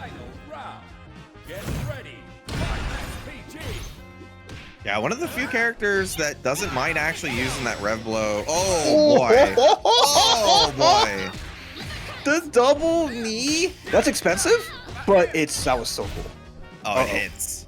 Nice. I love the cross hitter. Didn't get the combo, but wanted the positioning, which is so beneficial for Billy. How much rev gauge is built up is EepyGirl is just content to just put all these extra hits and make it a problem. Nice. EepyGirl has been going for that safe jump every single time, so nice guard cancel DP. Oh, because we have the end SPG, we could do the hitting gear. TimeForSleeps only had so much resources. 2 rev arts were all they had available, so they get all that meter back. They're in a prime position to take it to the last game, but they still gotta find that last hit against EepyGirl, who's gonna hit it with the EX. The rev art comes through, and that should be the round. Oh, it scaled quite a bit. No, we need one more hit. Oh, but all the pressure. Nice. It finds it on chip. Hard to constantly pump that rev block when you're just on a bit of life left. You know, it's a freight train versus... I'd give her like, she has like the energy of a Kia. Nice. Oh, what an answer. You can't just do the rev blow for free after the EX Kyak. And nice from Gress. Start things off and blocks the DP. That's a good start of the round. Yeah, maybe wanting to test his opponent in a 1st to 3 because that is a pretty notable answer for dealing with that option. And hey, $10 from Poetry Chef, not only making top 5, but putting a little bit in the prize pool to $10. Thank you so much, Poetry Chef, for B.Jenet. Yeah, I definitely appreciate the character variety and giving me the ability to talk about all these different characters. Is There Supergrenas it was is. prepared for the overhead option that time and gets the DP'd for the win. Take advantage of the gap, make it work out for you. Because again, the other options are unsafe. They got to commit to it. All right, so we're doing a lot of feint pressure, a lot of fake special moves just to try to catch Supergrenas. And Supergrenas with the jumping gets caught out. There's the low, and then we just DP out after a nice block. Super. No! They got over it! Oh, and that was all of Lokof's meter.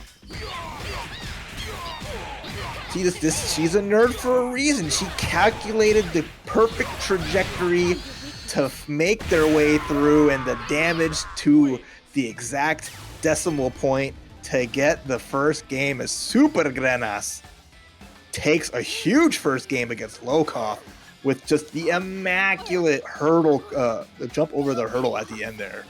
Well, at least I got a nice Man. workout. That was so cool. I imagine that was all. I imagine that was something that he's done. That's because a lot of these guys play against each other quite a bit down in Mexico, especially these two being teammates. Mm-hmm. So I imagine that was a read on something that Lokof's done before, because I don't think that heavy DP would have reached for a punish. Mm-hmm. Yes, all this little things that come through. So that was really fun. I love it. Like, level 2 super is scary in its own right. Yeah. And if it was like level 2 DP super, then maybe something a little different there. But throwing a big old pie has its value. But okay, we get the red blow. Just scooting right under the fireball. A good answer against any, recognized projectile. Or just do it randomly, whatever. So we got the watermelons in chat. The Lokof army has invaded. Nice jump in, JD. Tried to deal with it that time. I like it. Throwing Just off don't the walk mix. back. Don't want to get hit by uppercut. Oh, wake Whoa. up. Oh, we uppercut you right back. Nice. Takes a chunk with the super. Gets the setup as well. Ooh, Mash is on, trying to get greedy with the dash up overhead. Nice. Beats out the universal overhead. Extended the damage. Now time for a guess. And our guess is block. Good answer. Very nice. Lokof being able to read that defensive option appropriately. Supergrenas was using a lot of defensive options in the beginning. You know, using the Rev Blow, using DP to stop Lokof from getting offense going. There goes your SPG used in a shotgun. And there, nice, getting a lot of time in the hit stop to input your own counter. Dealing with the Rev Blow properly, good stuff. I see. I can hear School Bus like putting a tweet out, just like I taught that. I put that out into the ether. You're welcome. But Supergrenas, as long as there's life, there's a chance. We got some grabs. There's no more SPG here for Lokof, who was waiting for their one shot. Doesn't get able to get a punish. Supergrenas being extra careful not to get hit by anything crazy, but overheats almost here for Lokof. Yeah, just with a little bit of life back. Left. Nice. Checks after the EX. Supergrenas tried to press, but Farsi was a little too much startup, it looked like. And that crouch A just made it count. Lokof tie things up 1-1.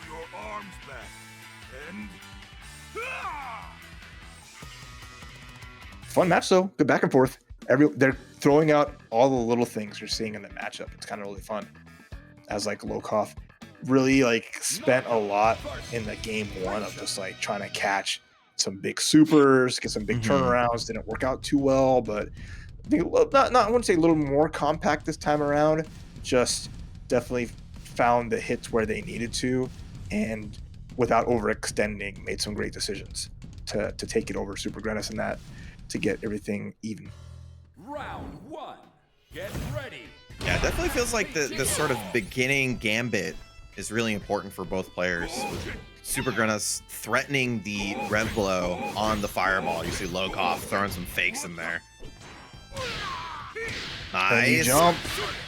Jumping is illegal. DPs though, that's fine. Yeah, that's the second time we've seen Supergrenas do that though. Just that round start, got hit one time. Nice response from Lokof. Good reaction, baiting that out and having his own rev blow to match. Like a button zone, the trade combo coming out. Lokof not wanting to spend super, but it's okay. They get a DP punish into a finish. No bar required. Yeah, great stuff. Lokof with a couple of really strong baits there. You see him understanding to play around Preecha's rev blow, but getting these jump ins. Quite interested. Supergrenas isn't pressing that jump button like so late that isn't being able to deal with the anti-air options well. I feel like at this point I'm expecting that jump in JD, but it's not happening. And you see Supergrenas is being so cautious. Ooh. Even going for a jump in JD, the level 2, it works. That was nerfed, but it still worked when it counted. Okay, hold on. Chance. Oh, almost. Almost had the perfect JDs. Yeah, once you get to this level of playing City of the Wolves, you're gonna have to start learning how to JD that properly because it does catch you trying to jump forward. I'm not saying it's easy. We're seeing actually, I think Supergrenas has JD'd the first hit like every single time, but not the second hit. It is tough. But that is something that you have to consider at this highest level. It's a very tough move to deal with, EX Tatsu, but that's why you see players, Marco players at the highest level throw it out though so often. I mean, yeah, why not? You see, like, even Supergrenas is like waiting for it, knowing like this is gonna come at me at any time. But even like when you're watching for it, you just get slapped in the face because it's so hard to just immediately block when it's gonna come at you. Can I say that the one time Supergrenas jumped in for throw, jumped in to JD, he got thrown. Yeah, like that sucks, man. That time it worked out though. Supergrenas able to get the JD and the punish afterwards, taking a bit of Lokof's life. But there is that bit of SPG. Can he use it for the rev blow right there? Get this super good knockdown. Keep it going. Wake up uppercut though again. Supergrenas not afraid to just throw that out when they need to. Yeah, it's gotten blocked once or twice, but you know, no risk, no reward, especially against a character with such strong Oki. And you gotta force Lokof to just chill. You have to. If you have a DP for Wake Up, use it versus Marco. Okay, but lead for Lokof can just chill. He's happy to chill. This watermelon ain't rolling, but this finish is super good as Lokof match point. Again, patience paying off, and it's not much Preecha can really do. You know, you can't throw out a fireball because Marco's got the amazing level 1 ready to go on deck. Even advancing forward can get you met with the EX kick, but a big start here for Supergrenas and the wild punish is really nice. Yeah, gonna be big damage here. Gonna attack on the super as well. I'm actually quite surprised with the life lead, but I mean, it is Lokof. It only takes one opportunity to make a huge comeback as they trade DP for DP.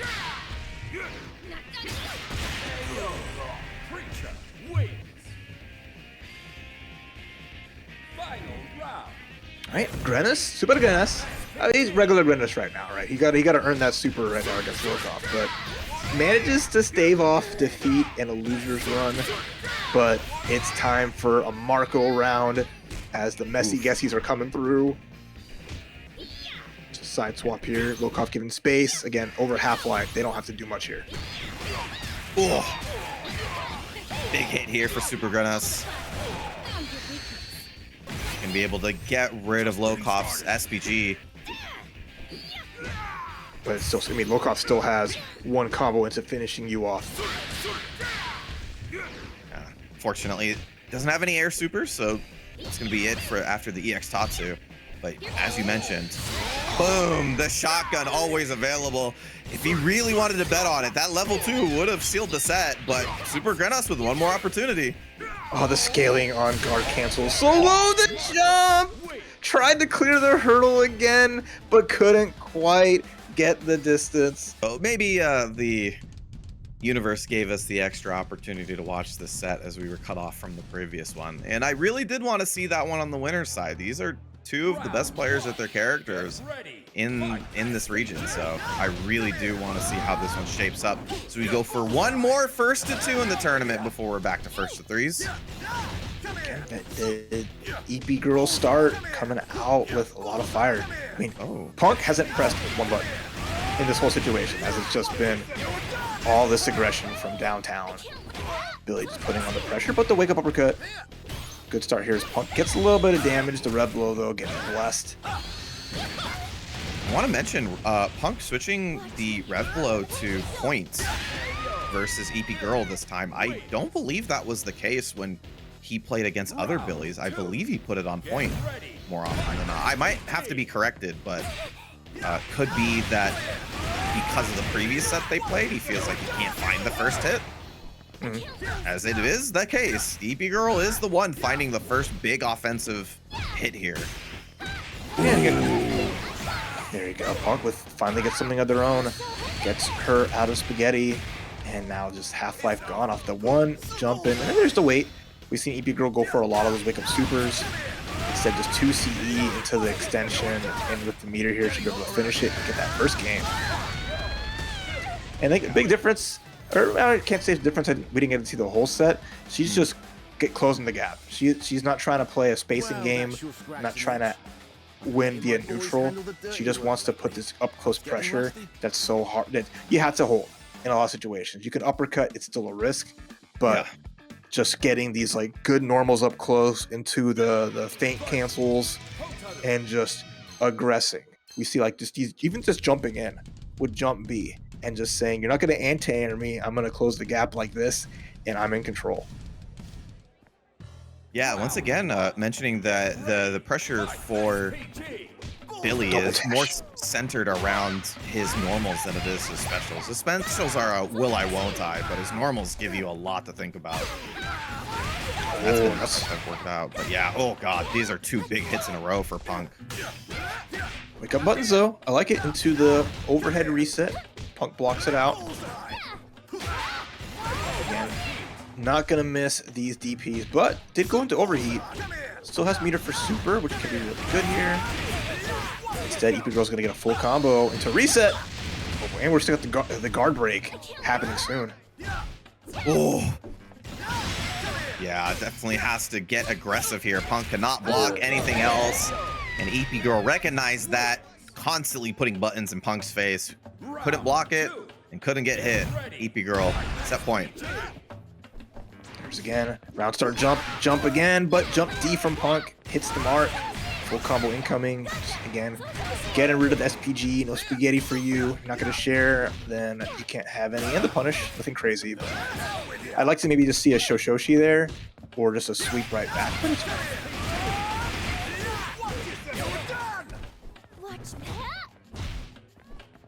Once again, Going for the heavy DP into break instead of light DP. So heavy DP not like fully invincible, but still will beat any jumping attack. Oh, goodbye. Almost. Oh, went into overheat, so wasn't able to continue that pressure. Or combo, I should say. Ooh, no, got caught into it. One more hit. Oh! Okay. Level 2, this is the make or break for Punk. There's a wake up super in his future. There it is. Gotta watch out. No! It's coming for you! You backed away to get away from it, but Billy says, hold on. It's gonna come your way. Big ups to Punk getting 4th place. Again, last minute entry into this, got 4th with that great Hotaru. Did a fun job of it. But now we have our losers finals as EP Girl up against Supergrenas. Billy versus Preecha. Get your channel point bets in. Lokof is waiting in the wings. It's gonna be a fun one.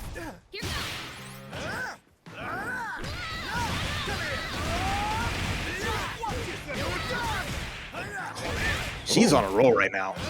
She has just been dishing out all the damage, and her game plan is looking most excellent. Yeah, Supergrenas lets one of those early round DPs rip.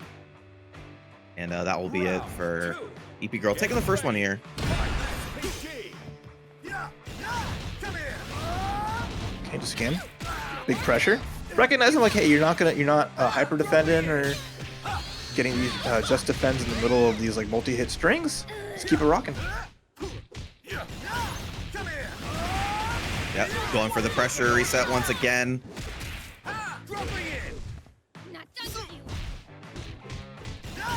Okay, just poking away at it. Supergrenas, there's the guard cancel. Whoa! It gets you in a dodge, but again, it's tough because barely any damage, and you eat up some rev. Your rev goes up, and Yeah, EP takes it. First game. Sorry, go ahead. No. It's we were talking about it before, right? Like the catch-22 that Billy puts you in. HD and guard cancels are the best thing to use versus his pressure, but it costs rev. However, if you just sit there and have him let you block everything, or if you just sit there and block everything, he cranks your rev almost just as much. So, I mean, at least one way you get some damage, which means like a lot of the times you don't want to actually tack on rev moves after your HD or after your guard cancel. It's tough. It's a tough situation to be in, but Supergrenas not deterred. We'll still let those DPs rock, as we saw him actually switch HPD to middle instead of point this time, maybe thinking that they're going to get a hit or two before they get the offense in versus the Billy. And they're finding their own offense this time, though. It's another big chunky hit. Doesn't get the far juggle, but it has the frame kill and some more pressure. Back dash show from EP Girl. Works out really good with the 2 CE into the reset. Check your ankles. Those ankle socks might be keeping you warm, but they ain't going to be defending them. And speaking of defense, that was clean up. How many times have we seen that from EP Girl in this tournament alone? The well-placed 2 Cs, but jumps straight into the super. Couldn't find the JD. Round and round. Guard break imminent. That'll do it. Oh, but the super does the hit, so wasn't able to cash out for a combo. Oh no. In a weird turn of events, because they got guard broken and didn't kill, they recovered overheat quicker and had more options. Nice from Supergrenas. Gets that little round. Despite their good start, EP Girl almost brought that all the way back. So Supergrenas got to be extra careful here. Stuck in this corner, gets to jump in.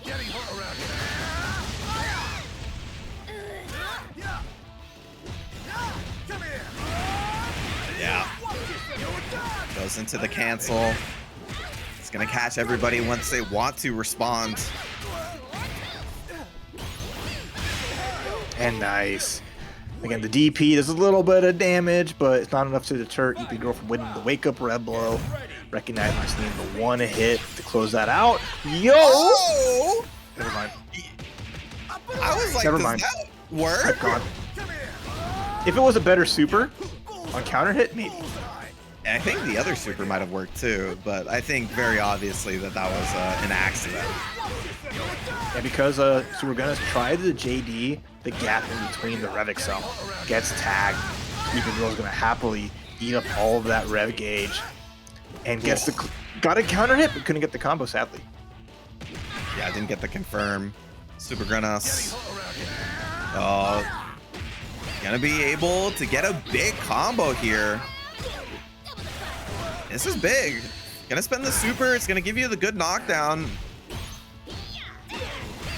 Oh, That should be it. Let's see. Yeah. Nice little chunk of damage. Almost has super available. Oh, doesn't even have to worry about it. What a perfect combo. Using every rev excel possible. Goes into overheat. The last hit of the tornado screw kick just makes it finish there, eating up the rest of that life, and we're up 1-1. Yeah, they were trying to fit as many normal hits into their combo as possible to make sure to build that extra meter. If you don't know, rev moves on hit don't build you meter. when you're doing combos. So if you are thinking about sort of your meter efficiency in any given situation, try to think of combos that let you put in as many specials into your combos as possible. Get ready. All right. So EepyGirl, sorry, I wanted to mention it really quickly before we got started. EepyGirl also switching their SBG to middle now. Yeah, well, good idea here, because she already lost enough of life to go into it, but the throw here, nice block. Patience from Supergrenas, but gets anti-aired into some nice pressure, too far for the Rekka.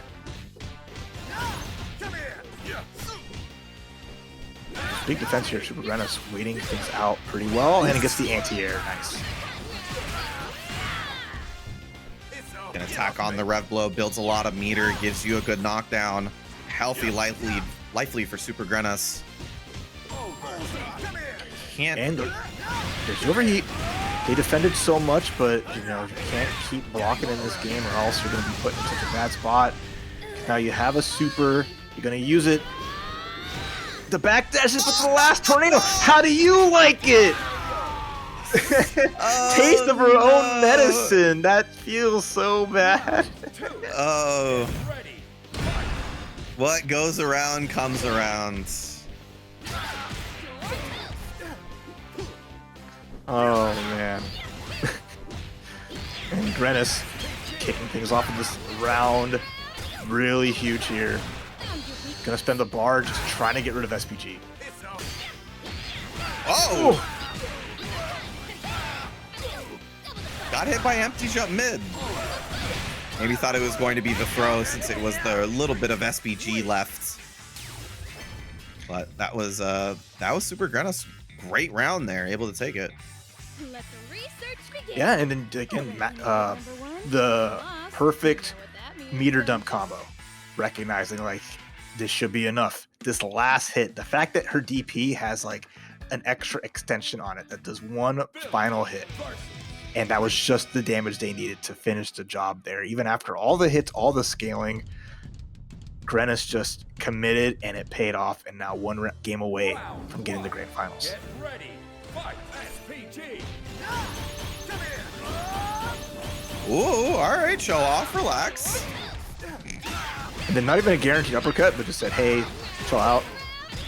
I guess gets their big hit though. EepyGirl back on that early SPG. It's already gone. I love seeing all the JDs when they're already at full health. Like, it's just like... What if they got more health, Sammy? Now they're getting health. Oh, these JDs are just so perfect. Not that time though, but everything other one was just, everything's so good on that. A little bit of SPG to worry about. EepyGirl puts on the brakes after the meaty, but gets hit right there. Gets these big jumps. EepyGirl kind of waiting, deer in the headlights, as Supergrenas has been just hopping all around. Is an overheat though. Super gonna bust through. Oh my god. Boom. Break, just punched him right in the back, saw the reel back on the special, and just full sent bionic arm. Gets a first big hit here. EepyGirl didn't mention that put SPG back in that point spot, and it's already gone. Well, it might be there. I can't tell because of his orange jacket. That's how you do it, It's the classic blending your character in. Oh, 2CE. Give me that punish. Right, EepyGirl getting a great start to this round here. Big life lead on her part.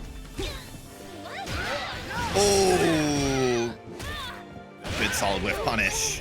EepyGirl's gonna keep themselves in the game here. Supergrenas, another set point to close out the set.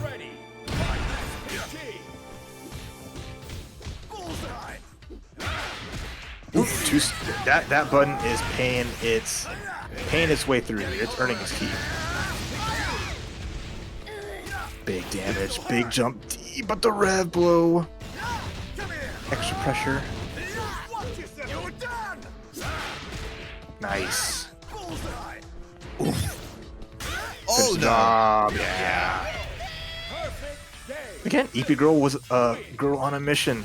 She had to stay alive here by any costs, and she found every little part of that so well. Just maneuvering forward, baiting out the uppercut at the end there, getting that damage, using 2 CE more often.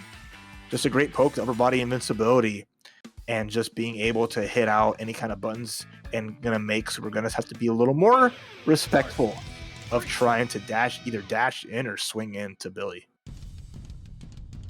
Yeah, it's a super good poke just because not only does it have that great range, but just being able to cancel it if it's on hit, lets you just dial in that special cancel. Nice backdash. But Grenas just hopping around pretty well, avoiding the long range pokes from Billy. And then just blocking in the situations where like, I can't really challenge this guy. Gets to jump in though, challenge this.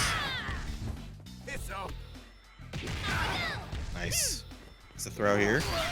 Very high on the rev gauge, and something like that will be the starter necessary to close it out. Oh no, not quite. Gonna get the throw tech. Eepy Girl's gonna get some room here. One, we're committed on the round. Wow. The guard break can turn things around in a big way, but the gap! Sammy, the check! There are no free guard strings here, buddy! Billy, you gotta watch out. That's why I said, wow, the meter committed to dealing with Supergrenas SPG was a big bet on making a comeback here.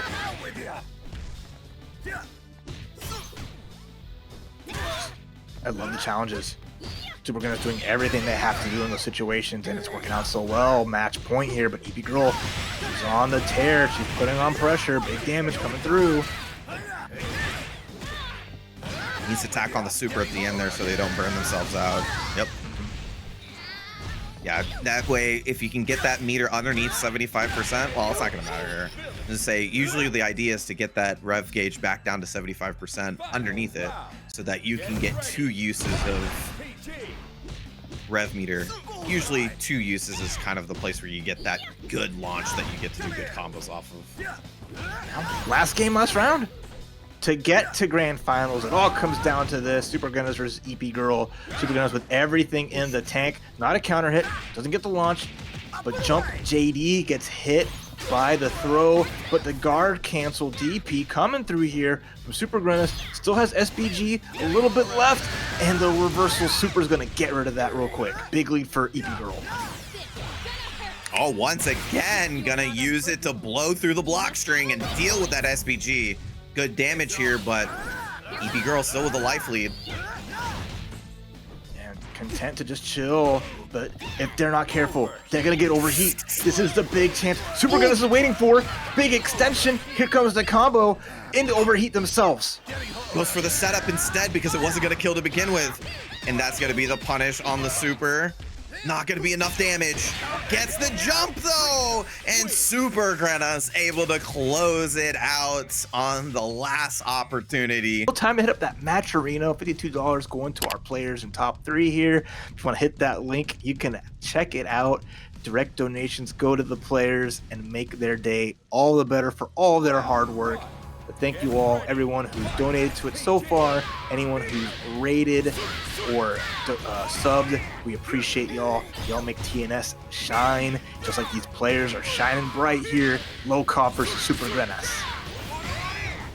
Yeah, and Lokof already playing off of their previous set that they did before in winners finals that ended 3-1. Lokof starting with a very strong first round. Gotta hit it with that super turbo. Perfect. Just a hell of a round to start. They might have had to wait for some matches to play again, but you know they are always ready and raring to go. Oh, especially these guys like Lokof, who are just, they played the game so much. I guarantee they were in like casuals, playing friends, in ranked maybe.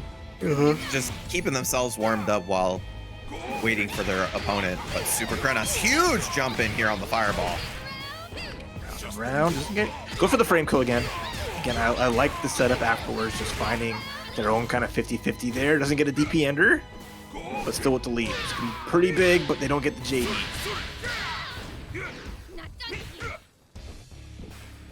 Just backing off with the space given to them by Lokof.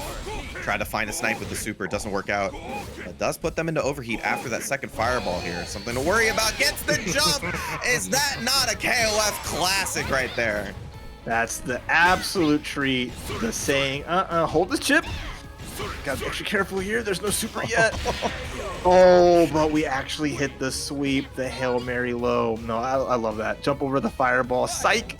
I can still throw a super out while a fireball's out. This ain't Street Fighter, buddy.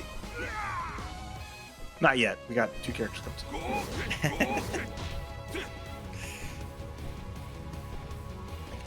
Yeah, we have a term for like stuff like that Marco has. Like that super, it's an esports super. That is a super that makes you money, you know? It's truly unique in this game. Safe on block, or I guess mostly safe on block when you're using it at range. Safe on block super that gets to check your opponent's movement, their options. Extremely strong. Oh, and strong is the chip out. Another perfect sandwich. First and third rounds, as there was no ref guard on that, as the heat of the moment caught up to Supergrenas, and Lokof said, there's so many special moves that he can cancel into for the rev excels. So if you hold all 4 buttons from Marco, you can essentially do just like two rev arts in a row, because you don't see the punch variation of the charge attack very often, but it's there. Yeah, punch tap is like very underused because it's kind of hard to fit into just the general flow of the character. So in a lot of situations, it gets used like that because on block, the EX version's +4. So it's like at the minimum, you're +4. At max, he frame traps it by late canceling into something else, and then you have to worry about that as well. Strong first round, and there it is, the full auto combo into the Rebel for the knockdown.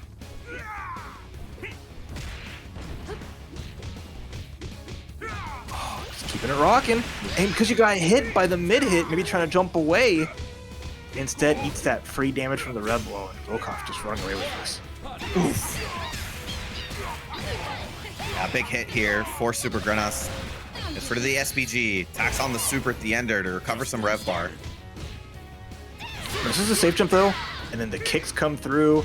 Now Supergrenas is going to force you to guess for the game here. Instead, just does a super, puts you in overheat. That's a great way to think about how to use your super meter. When you have control over the situation, putting them in overheat, just limiting their options further.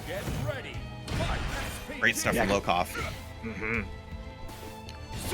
Absolutely stellar there. There's the EX. EX kicks coming through again. Big hit from Grenas. Did not get the cancel though into the punches, but the red blow going right to the fireball. Oof. But wow. Cross up JD into DP cancel. Lokof got hands. You already know, but just so if you don't know, you know.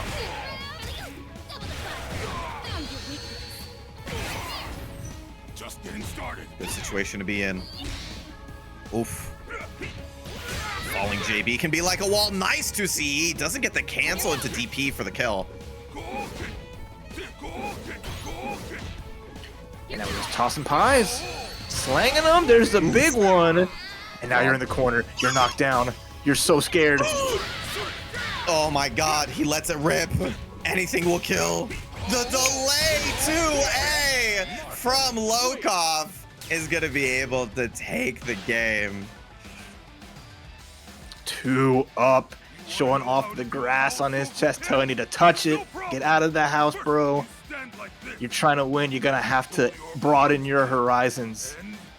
And one more for Lokof to get the big W here. Supergrenas not out of it yet, but needs to dig deep. Oof. That was tough, man. Felt like the closeout was in store for Supergrenas, but Lokof with the double barrel can never count him off guard without when he has 2 stocks ready to go. Look, he is ready to slang him. All right, he keeps them on deck at all times. Lokof, just when he's charged up, it is always a problem. And now, 2 games up. One more to get this out of the way, take the championship. But we get We don't get the juggle on the anti-air counter hit, so Supergrenas get the big chance here on the whiff. I'm curious to see him even go for the 2C instead of the 2CE for the anti-air. You know, generally you use the latter because of the head invincibility. Oh, they just gave up the fireball and then just let the Shinpukyaku out to say, you know what, this move's too good not to do at any chance. Okay, super bionic. Ah! Very nice. God Big bless round? you, SNK. Just keeping one-hit supers in our new video games. It's so good. And you give it to the Mutai character, just to punch right through. It's so fun. But what's not fun is what Grenas is dealing with right now. That's the standing counter hit. Try to press in between, gets blasted, and now you got to guess for the round. A good guess. I like that answer. Lokof, brother, it was there for like an hour. What'd you get? Right, no more SPG here. But the guard canceled. Well, actually, no, it was the pixel. I wasn't looking at the flames. Still had it ready to go. I got, and so did Supergrenas. Telling you, man, it's not ingrained in us to look at the character like that. Maybe it should be though. Gonna spend the rev blow towards the end there. Keep it safe. Push him out a little bit. And he's got two cannons ready to go. The jump in is good, Sammy. Set up. Goes for the safe jump there. Kind of scary in that situation if Lokof does the 0 frame and that's the kill. Oh. You have to spend a bar 2 just to be safe.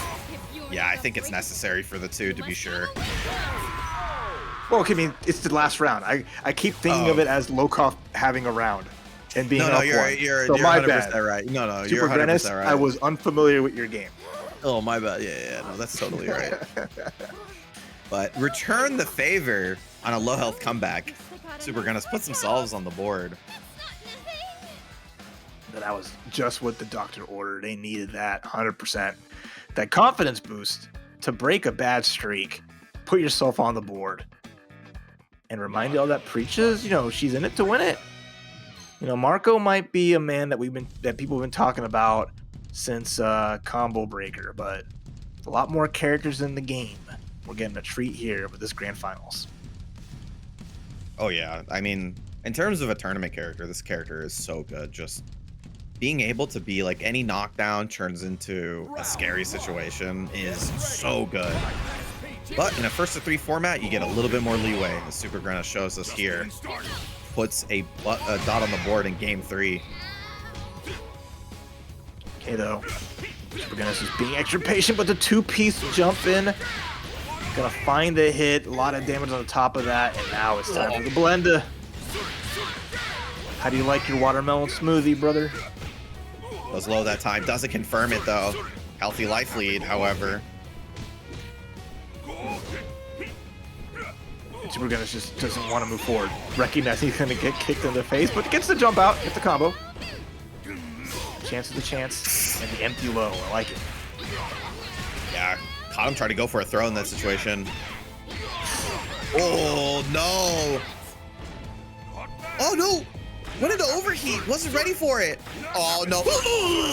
He's going to DP. He's going to DP. Don't do it. Oh, my God. He lets the super rip.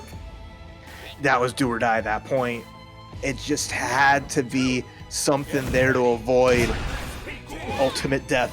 Anything goes here. Supergrenas trying to keep things moving. The rev blow to beat out the rev arts and Pukyak. So smart into the frame trap. No more SPG for you, buddy. You've had enough spaghetti for one night.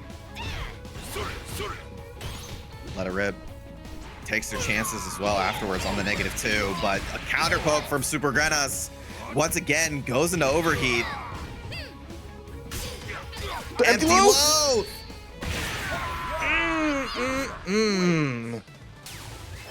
One punch super, 2 rounds apiece. 3 is where we get our reset or we get our win. We're counting up to game number 5. The number 4 is somewhere in there. I tried. No, you got it. You're correct. We are going to game number 5 here in this grand final set. And we really did. I at least had a feeling that it was over. Lokof was so much prowess in the first 2 games, but Grenas has now pulled it back something fierce. We'll see if we can go a couple more here if they're able to get the reset, or if Lokof can say it's 1 set's good enough for you, or at least 2, at least, since they did meet each other in winners finals as well. Round 1. All right, so we can see Supergrenas though. I was, 4 rounds straight. A testament to just their resilience. I mean, playing Preecha online, dealing with Marcos, Kains, Billy Kanes, Hokutomarus, Hotarus, that builds character. You're becoming a battle-hardened soldier. Supergrenas is 1 cut above the rest. And right now, the frame kill setup doesn't quite lead to anything, but they do have the life lead, and they still have their SPG ready to go. What a placed hard D. That was awesome. Now, Supergrenas trying to do what Lokof does to other players, put up that wall, make it difficult for him to start his offense. Doesn't get a juggle, but it's fine. Nice. Denying the overhead using the Rebel and Wake Up. Still having SPG, so Supergrenas can force a mistake and is, again, happy to play it safe. Boy, the patience from Supergrenas the entire time pays out in the end and even gets the throw with the 6 CE. It finally worked, Sammy. He's been going for the overhead a couple of times. It goes over throws, goes over lows, and on Wild Punish, you get a full combo. So really good stuff there. Supergrenas using what I think is a very underrepresented tool. But anyway, big round 0 for Lokof is just going in. Oh, dash up, dust to the mouth. Gonna be able to get rid of that SPG. Good early start. Oh, he let the light button trip. All right, super. I'd like to see that bust out. Yup. Supergrenas is saying, this is it. This reset is mine. Yo, how many times is a man gonna kill somebody with an empty mid? Supergrenas with the reset. Whoa. Down 2 games. Having a hard time just cracking Lokof open or just getting around. Just the jump scare neutral.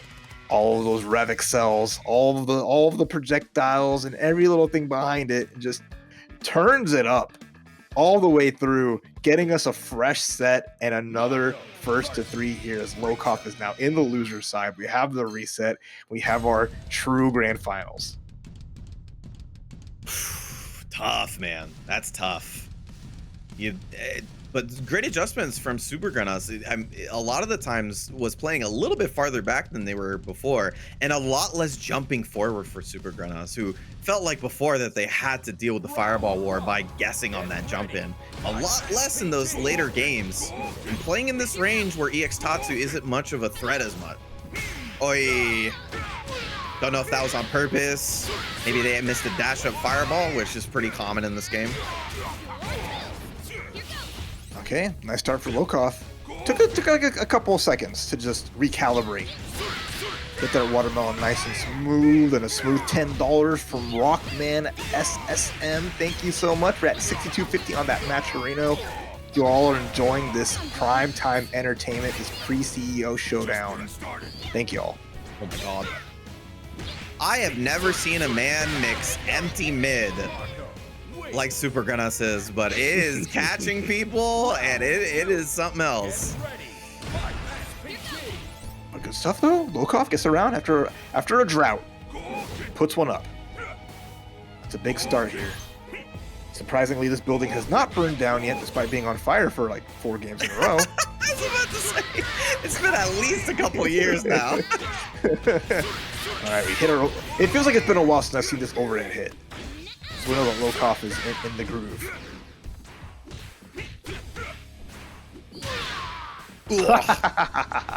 God. Punish my landing? Meeting me? No, baby. This is uppercut town. trying to fish for that kill there. Do it again. Do it again. Let it rip. Beyblade. Even, yeah, I was about, even with fitting in the feints there, man, is it scary to throw those fireballs. Maybe trying to get Lokof to think about using that meter on block. Maybe felt like that comeback was more possible once they were tapped out. But Lokof, after 3 straight, finally puts themselves back on the board. Yeah, big game 2, right? Lokof just not letting Supergrenas get going. And now it looks like Supergrenas swapping a little something here. Maybe switching the SPG around. Couldn't say, but taking some time even after just 1 game. Never a bad idea. Yeah, this is such a good match. Because again, these are 2 characters. Like, yeah, Marco has like the better full range fireball, but like they're most effective at like this nice up close and personal range. Granted, like Marco, I think Marco has that advantage. He has the EX Shimpukyok, which is just absolutely crazy.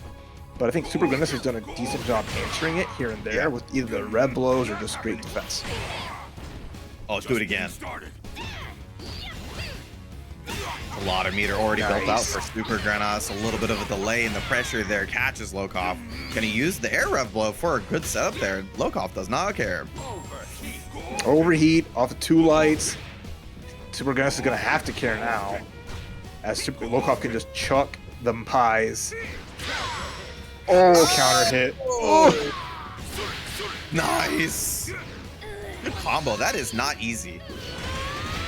No! Landed right back into it. Couldn't get the JD, which is quite hard. I like it though. I mean, it's expensive, but that's just like a super that works so well because people try to jump over the DP. But, oh, hold on. Oh, speaking of DPs, hold on. No more overheat. The ability to guard break is gone. Both players with all the rev meter in the world, but Lokof with 4 bars, or 2 bars, excuse me. Plus frames, baits it out! Great stuff. Supergrenas in the previous set that they played actually did the same exact thing, but kept it going, and Lokof mashed in that situation. Right? So good just to do the wait and bait. Just let it rip. Let Lokof let it rip. But it's still just a round. And Lokof, who's been holding onto this bar for so long. 1 solid hit just like this. Doesn't want to spend the meter yet. Doesn't have to. Wants to save it for the last round. The way that Lokof plays on your timings, because of everybody's already notion of the timings for Marco getting meaty overheads so that they can get the 2C, he always does them slightly later for less reward, but it means they're hitting more often. Yeah, it works out. Just the timing the shifts, especially in a long set, it starts to mess with you. Okay, gets the throw here. So we're gonna seeing that Lokof was just willing to just block after the EX Shimpukyok. And Supergrenas not wanting to do anything against the supers that are stocked on Lokof's side. But the one hit punish far D into level 1 bionic arm comes through in the clutch. I am almost certain that is the only thing Supergrenas could have done with Preecha. As in terms of a solid punish there. Oh. Bull. And we saw that the first time that happened, there was a throw from Supergrenas. That time Lokof said, I don't want you throwing, but instead it was Lokof throwing in the other sense, and Supergrenas ties things up 1-1. But I talk too much. Oh, Supergrenas though, it feels like we're finally settling in to what I think is the deep part of this set, because this is now what, 5 + 4 + 2. This is 11. This is the 12th game that these guys have played against each other. So we are settling into. We're all the way into the bottom end of the pool. We are 10 feet deep into this, trying to decide what layer these guys are playing on. Look, you can't take the SNK out of a KOF players grand finals, okay? Both of these guys come from a game that over the TNS lifetime has gone to so many damn resets in game 5s. Granted, this game is like a fraction of the time, because if it was KOF, we'd be done at midnight at this point.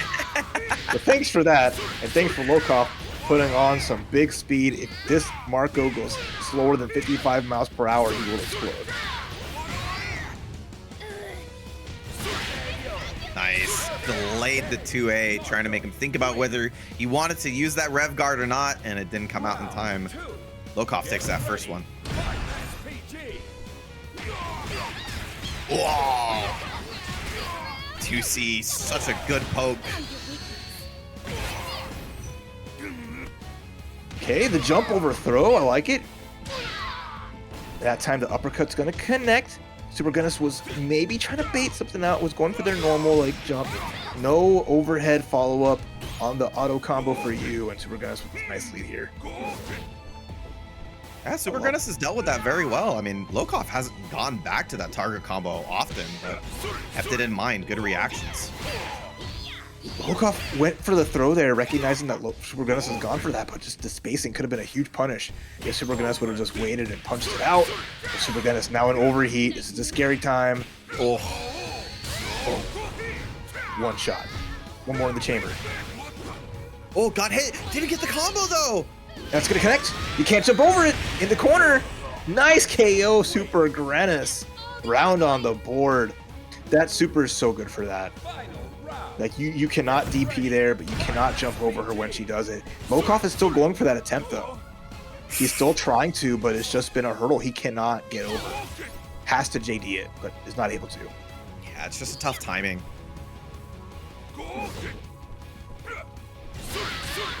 Oh, the backdash was caught.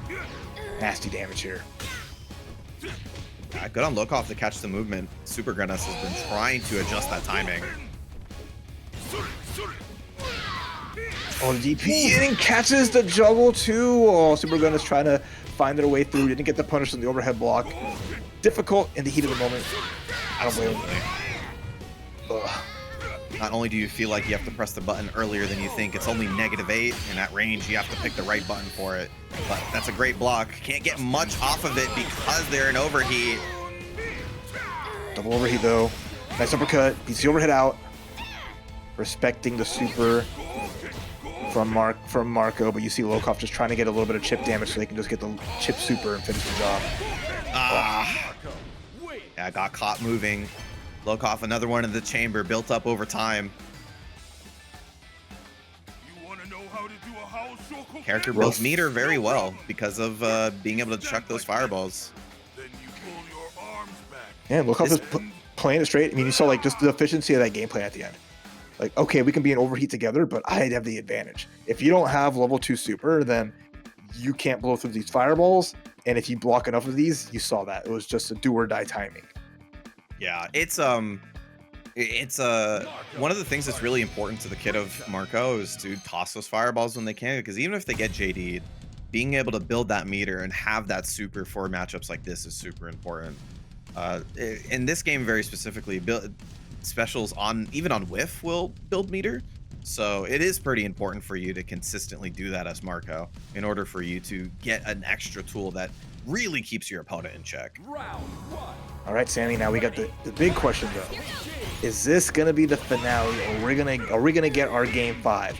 I saw an attempt for a rev blow, but it got snuffed.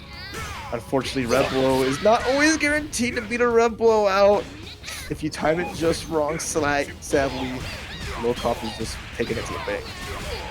It's a regular Tatsu from there. Maybe Lokof didn't want to commit the rev meter behind it, or maybe miss double buttons. Either way, Supergrenas gets out of a bad situation because of it. Good amount of pressure though. Didn't want to spend any more meter though. It's so low on the rev gauge. Spend a little bit of it? Not yet. Didn't want to despite having meter for super. Yeah, I think they couldn't find a sequence where they could spend rev and get the kill, so they just didn't want to bother. Now they got put into overheat. Yeah, rough spot. Lokof just happy to chip it down little by little. Same scenario as last time. Guard bar's a problem. Guard bar's a problem. Supergrenas felt the pressure and felt like they had to get a jump in on a fireball. Great patience from Lokof. This is tournament point. Yeah, nothing you can do there. No air JD for you in overheat. Lokof knowing that and taking their advantage 100% all the way there. Really gutsy throws there. I've seen Lokof press in those situations so often. One character's lost like 100 health. Both meters are up above 50%. Just getting started. Respect on the wake up. Wake up, crouch A just to say it. My turn to come back through. Man, look at Supergrenas' rev gauge. It's so high up. It's such a tough spot to be in. Recognizing that one good guard string. Oh no! Oh no. This is gonna hurt. Bam!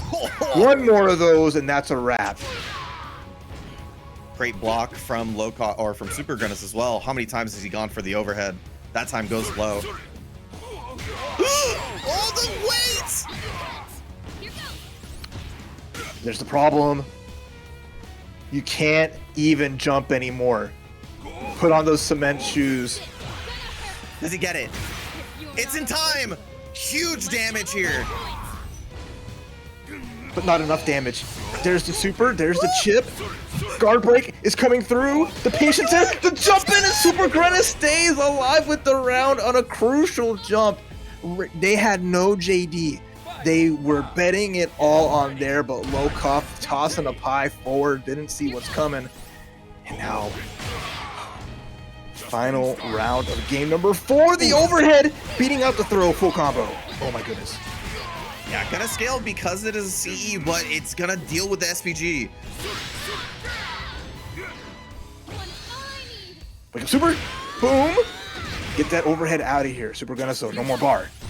Sammy, he needs one big hit, and that's a start. One more of those. Oh, puts himself in the corner though. This could be big for Lokof. Gonna attack on the super here. Good damage.